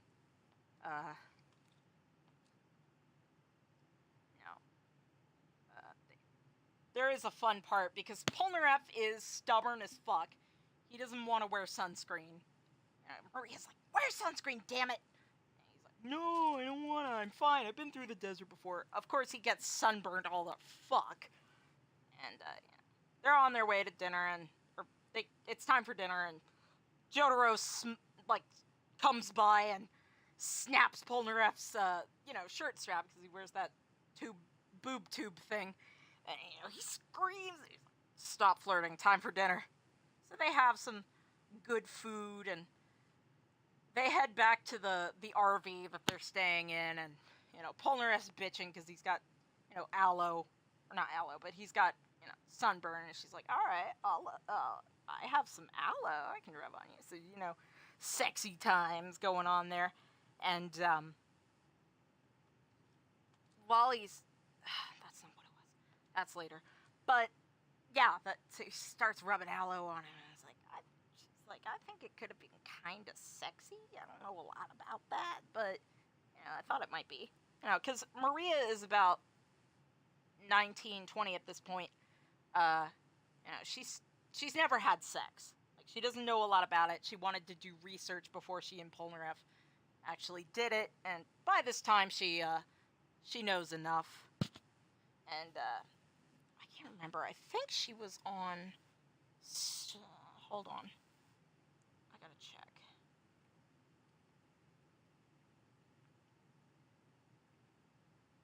But yeah, Polnareff is a virgin too, because he's just got terrible luck. Let me see.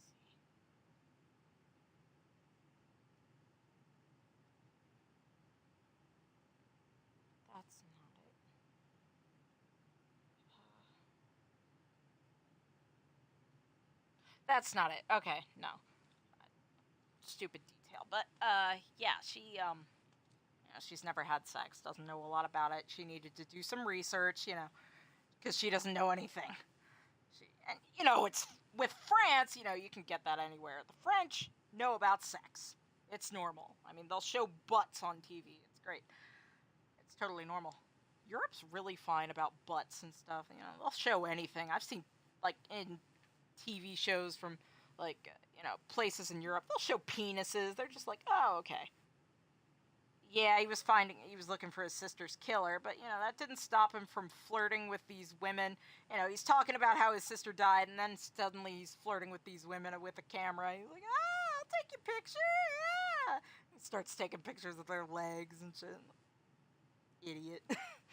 He's such a, he's a bigger himbo than Kaiden. Kaiden is a himbo light compared to this guy, light himbo. So yeah, where was I?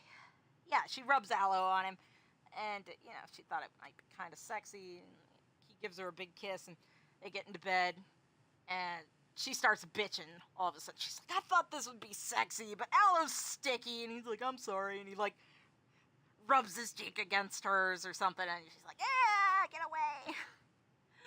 So, they wake up the next morning, Maria's poking around in the RV. She's, it's fucking hot, because it's the desert, and, she's poking around, and he's like, alright, you want breakfast? And she pulls out a packet of ramen noodles out of the cupboard, and, she opens it up. She doesn't cook it. He's like, first of all, that's not breakfast. Second of all, please don't put on heat in here. I don't want all that. She's like, oh, don't worry about it. So, just as Jotaro comes in, who obviously is Japanese, he comes in just in time. Ooh, nice. Have a good breakfast. He comes in just in time to watch Maria take a bite out of the block and pour some of the flavor packet in her mouth. And he's like, what the fuck? He just stares at her, turns around and leaves without saying a damn word. And he's like, Polnareff's like, I think you may have offended Jotaro's Japanese sensibilities, and my general ones for that matter. And she's like, oh, fuck off. And, you know, after that, you know, he puts his hair up in a bun, you know, because different. His hair was not going to stay up. He didn't have any of his hair product with him. So, he, you know, he put it in a bun, which is kind of hot.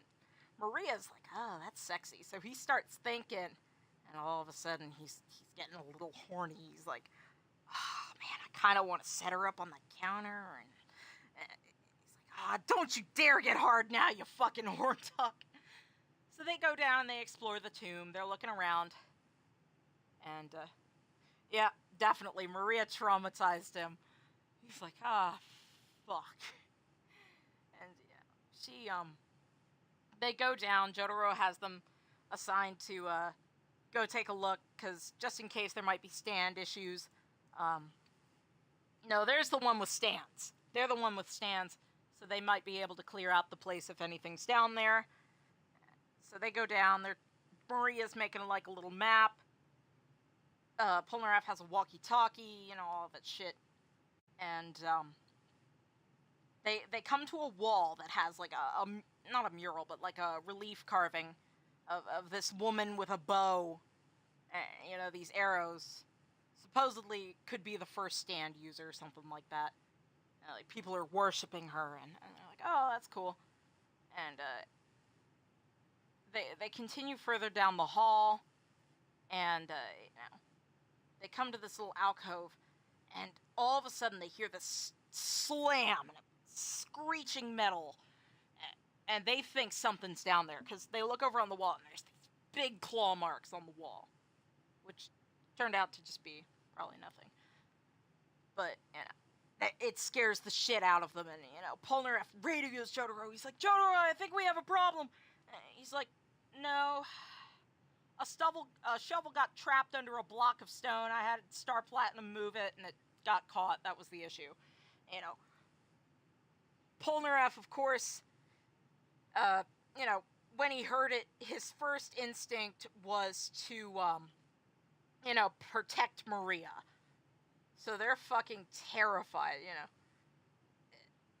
He's got her up against the wall. He's, like, in front of her. He doesn't want her to get hurt.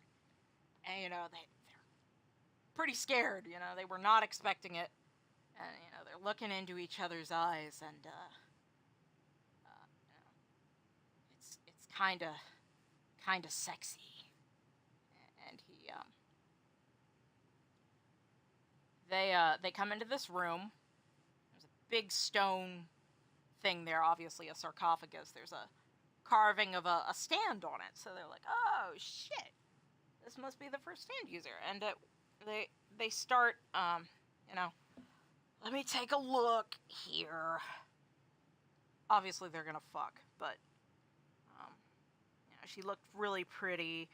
She asks him if he's okay, and then all of a sudden he kisses her. He backs her up against the coffin, and, you know, sexy times ensue. And, you know, they fuck in a tomb. They fuck in a goddamn tomb, which is fucking amazing to me. That's awesome. So, yeah, okay. Sorry, I was plugging in my phone here. It was dying. Yeah, get coffee. Get coffee.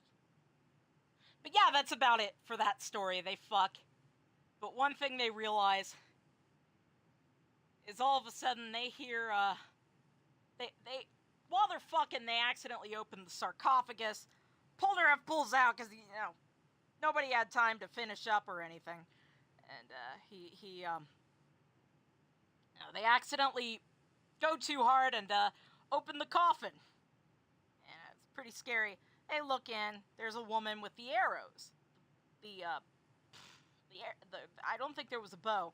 I don't remember. But all of a sudden, you know, they're talking, and they have and suddenly the radio crackles, and Jotaro's like, did you guys find the arrows? And, you know, they're like, because they look down, apparently the transmit button was still on. So Jotaro heard them. And that's the end of it, basically. He's like, we're never gonna speak of this again. And I'll talk about their last story when people come back. Let's see what Ezio's up to. Man, my voice is getting raspy. I've been talking too much. Look familiar? God, he's handsome. Oh, their codex pages. Wait, he's 17. Yes. I can't. Your father managed to find I'm over and 18. translate I a can't. few before he... He's not 18. Here. This is No, not but your God, father's he looks so good in the work. Someone else background. has translated it. Leonardo da Vinci, a friend. Actually, wait. Do you see It is the way the words it's cross from one 1478, so page yes, to the next? he's simpable. Something underneath 19. it all. I mean, I'm 21, but Kind like, of map. fuck, it's that. Where is it supposed to lead? Your father Gotta. and I managed to make out bits of a prophecy scrawled across these pages. Also, Uncle Mario. It was written by an assassin Chad, like us, motherfucker. who long ago held God, a piece of Eden. His name was Altair. He spoke of something powerful and ancient hidden beneath the land. What is it? What indeed? Solving that little mystery is exactly why we collected these pages. Then let me help. It's time I take on my father's work. All of it. I start with the page I took from I love this Vieri. man. Leonardo will decode it for us. Ben, return here when time permits, and we'll He's add not it to the the sexy man like Kaiden, because Kaiden's a sexy man. But this dude is manly, hot, Italian stallion. Kind of like Sylvester Stallone, but not quite. All right, where am I doing? Oh, I'm getting the codex pages. Right. Oh, I don't care if you recreator. Go for it. Just be sure to share it with me. Pardon me. Ezio, you easily could have climbed that. What the fuck are you doing? Stretch. But of course, yeah. What the fuck is that? Eagle. Okay. Sims. But yeah, you can make Fiotra in The Sims. Fuck yeah. I didn't see that part. I was like, oh, are you gonna, like... You know what? I need to make a post. Not only with my, stories and shit. I'm not gonna post the original, that might be cool. I'd say Morrowind. But,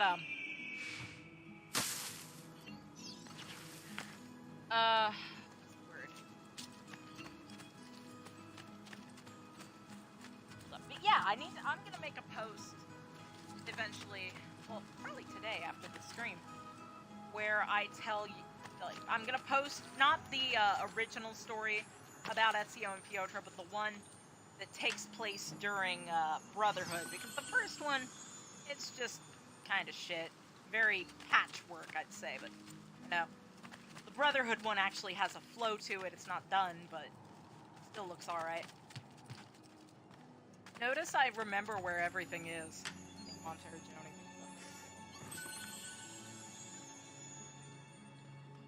That sucks.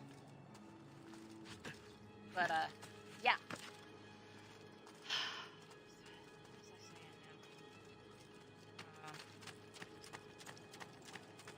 Talking about Ezio, and then I got distraction.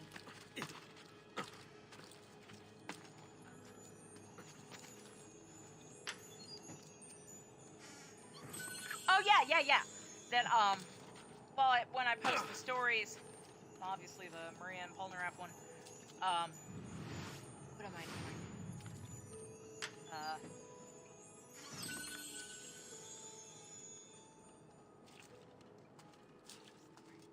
Yeah, I'll post a thing that, like, if you want to do fan art of Fiotra, if you want to do, recreate her somewhere, go for it. Just don't make a mod out of her because I really want to do the voice acting. Also, I don't know who I want to do the mod. I'm possibly looking at Han Shot First, who's one of the Kaiden modders, has offered to help. So that might be kind of cool. That might be a truly epic gamer moment. God, stomach's hurting for some reason. Could be all I've had today. It could be because all I've had today is some bubble gum and a G Fuel. So that could explain it. Traditional remedies and Yeah. Traditional remedies. Good shit.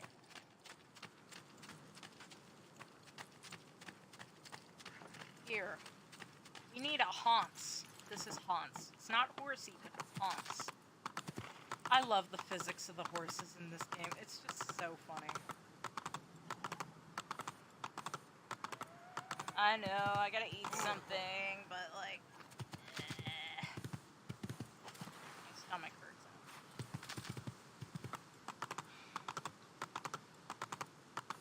It's not grumbling at me in a hungry way, which is... Ew. Bleh. Yeah! Yes. It's weird when people call me by my actual name. It's like, oh wow, did I say my name? I always have to remember, did I give out my name? I did. You know, it's also pretty obvious with Maria. Interestingly enough, her last name, she's actually part Icelandic Norwegian, which of course, is inspired by Fiotra.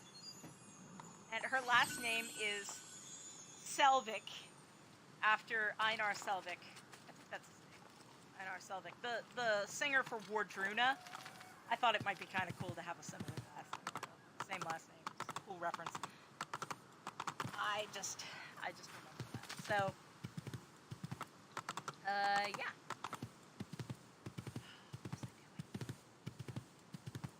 Yes, it's time to continue the story. So, the third one, this is where things get a little sad.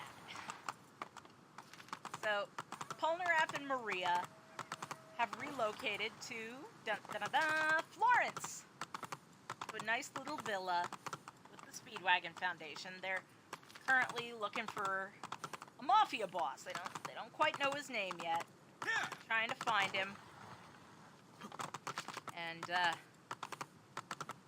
it's just interesting. And Polnareff comes home from getting groceries, and he's really excited because what he wants to do that night is he's fantasizing about the life they'll have together.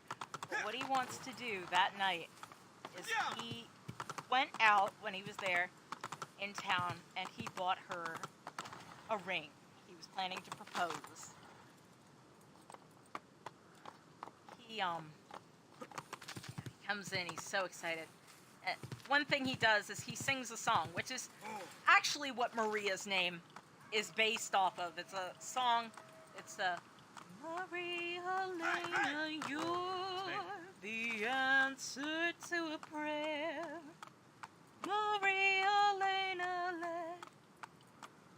can't you see how much I care? Something like that. But, yeah, then she would sing the next verse, and it was kind of their call and response thing. And, he's about to respond, and suddenly hears broken glass. Feels like something kind of skips. So, you know, he comes running in to see what the hell happened into the library where they do their research, and he comes in, and, I always cry when I read this part, you know. Very similar, but I mean, fuck, I cry so hard.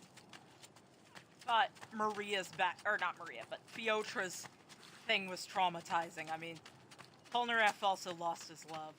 For a short time, it'll be okay.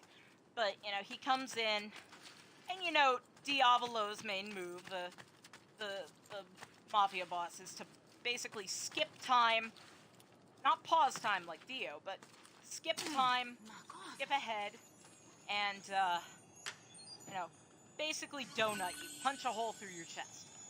So he comes in, Maria's got a damn hole through her chest, and she's bleeding out, you know.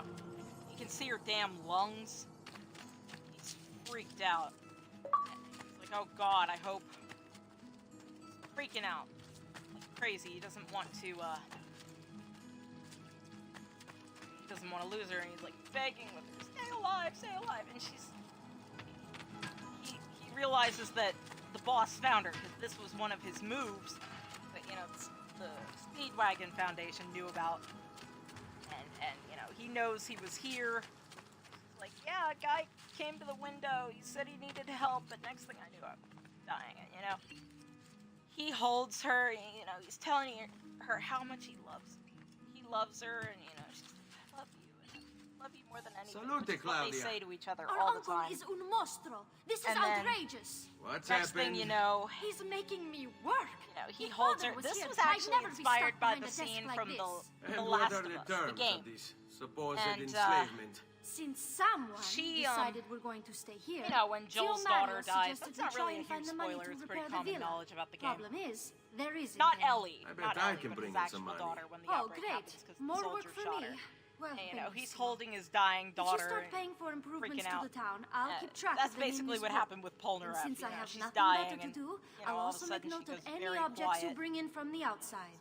If you Freaking actually out, get you this can't- place up and running, you know, travelers might visit and spend He's money. so upset. Although I doubt anyone He ends will up want calling to the come this far out Speedwagon of the Foundation. city. He's like, But if they do, got her, I'll they keep got the her, money she's we dead. make in this chest. I need help. You're So going they to have sent to help. show up to take it to And, the the bank dude's yourself. coming in, Because they're when like, it gets "Holy full, shit, that's so I'm just sad." going to You know, take the extra cash he for wants to myself. place her on the Capito. stretcher. He was Deal. really hesitant about letting people touch her. And after that, you know, that's when he goes and he hunts down Diavolo, and then he meets him on the cliff, and, spoiler alert, you know how Polnareff, they make the wheelchair jokes? Well, this is how it happened. Diavolo busted him off the cliff. He fell, Buongiorno. broke his There's legs, something they had wrong. to be Yes, sir, amputated. Mario They hired me to replaced deal him. with this The mess. Speedwagon But I'm an Foundation basically architect, put metal not a miracle legs on worker. him, and he was Without money, I was can't fix any wheelchair of these bound, so he buildings. was, you know, At really least sad. someone brought you money. Keeps doing Then we'd be in business. research And for you must be you know, Cerezio. Giorno's group. He Am I ends up right? doing research for Giorno's group. Uncle, reaches out to them. I like this They know he's- architetto. He gets very observant when he can smell mud. If you want to fix up this town, I'm going to need it. sorry. I have a price list got here for distracted. new shops and renovations. Just bring me gold, make a choice, and I'll begin at once. If I build you a shop, you, as the landlord, can purchase goods there at lower rates. If you invest more money in the shop, you get an even greater discount. you know, As for renovations, obviously well, he you'll be bringing the town and ends villa up back to dying, life. you know, As Sir Mario Diavolo tells gets me, him, that was very but important to he your possesses the turtle, great-great-grandfather. Mr. President, Plus, Coco when you buy Jumbo, shops whatever you wanna and call him. renovations, The you'll be turtle has a increasing the stand, number of basically people who it's got a visit, room on its causing back, your income in its to back, increase. you know, and a So, key, let's take a weird look, shall key. we? So, you know, they can go in there to hide out, and, you know, he's living in there now. And, you know, this, eventually it time skips to about 2004, question mark? So it's after part 5 takes place, you know, when Giorno's the boss, you know, he and Mista are doing their thing. So, Polnareff, at that point, he picks up that there is a stand user in Florence, and he's trying to get all the information. So he sends Giorno and Mista out there to check it out, make sure it's not like, you know, someone like Diavolo. I haven't really quite... I think that I'm gonna make it canon that, Polnareff can kind of sense stand energy, you know, because he's a ghost and whatnot, and he knows where they are. Something like that. You know, so they go, and they get to this really old house, you know, it's all boarded up. Door was rusted closed. Mista ends up shooting it open, but it opens before the little bullet dudes reach it. So they go in, and, you know, they're looking around. Doesn't look like much is happening. They're looking around, everything's old, and they don't see anything. They hear some shit fall apart. They get to the library, and they look, and there's this big blood stain on the floor. they're like, oh shit, Mista says it's really old. One of the bookshelves collapses, and they're like, ah, shit. And they look up, and they see this woman, ghost woman. She's dressed like an old school goth. And of course they're like, who the fuck are you? And she's like, oh, I'm Maria Elena. Jorno's like, why is that name so familiar? Weren't you an opera singer or something? And she's like, yeah.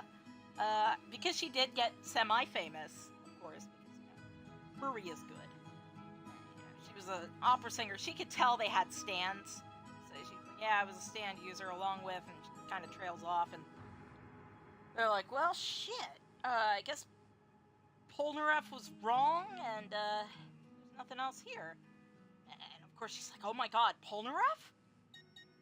How do you fucking know him? And they're like, oh, yeah, and they tell her, he's possessing a turtle, and she starts crying because, he's dead. She was like, I can't feel his life energy anymore. And that's sad. So, I'm sorry.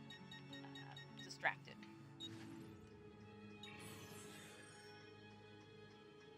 So, they're like, sorry for bothering you.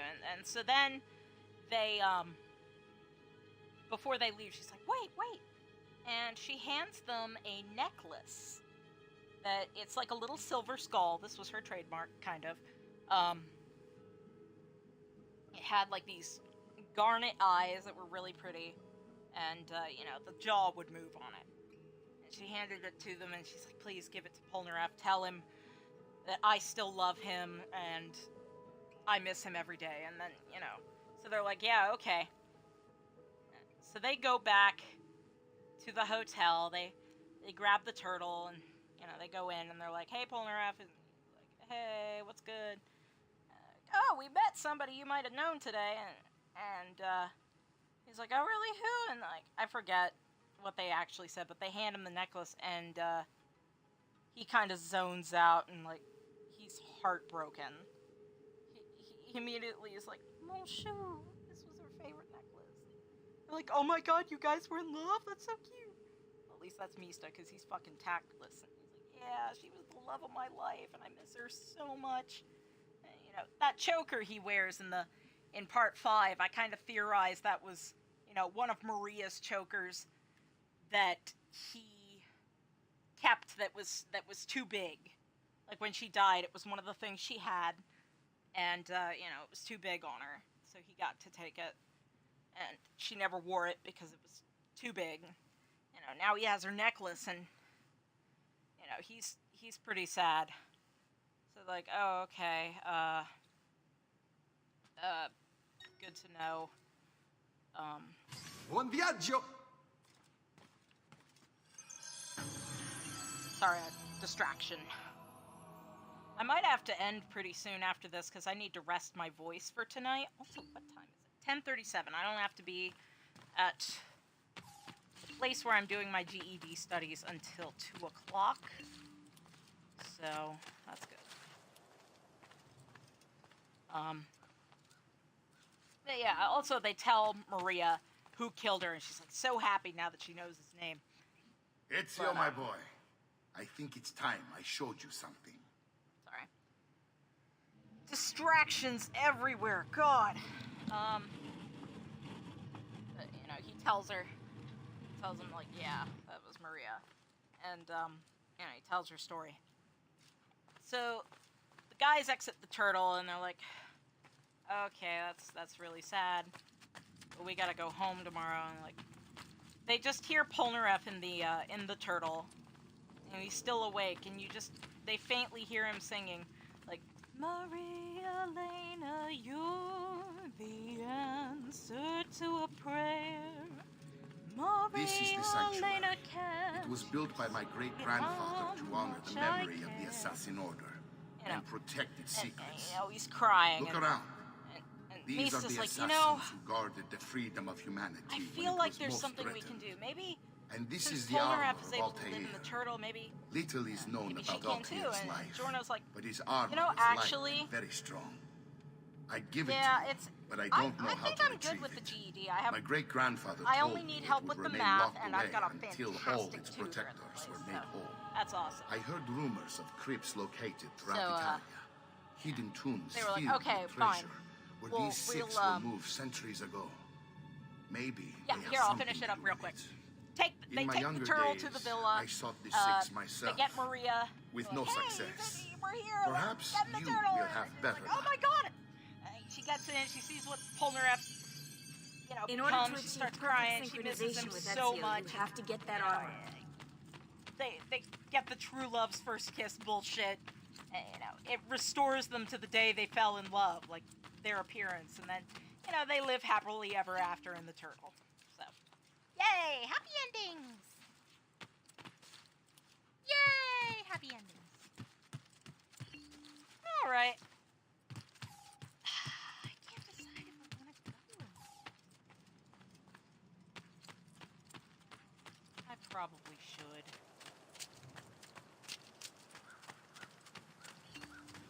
Yeah, I gotta rest my voice here. I'm gonna head out. I will see you guys later. And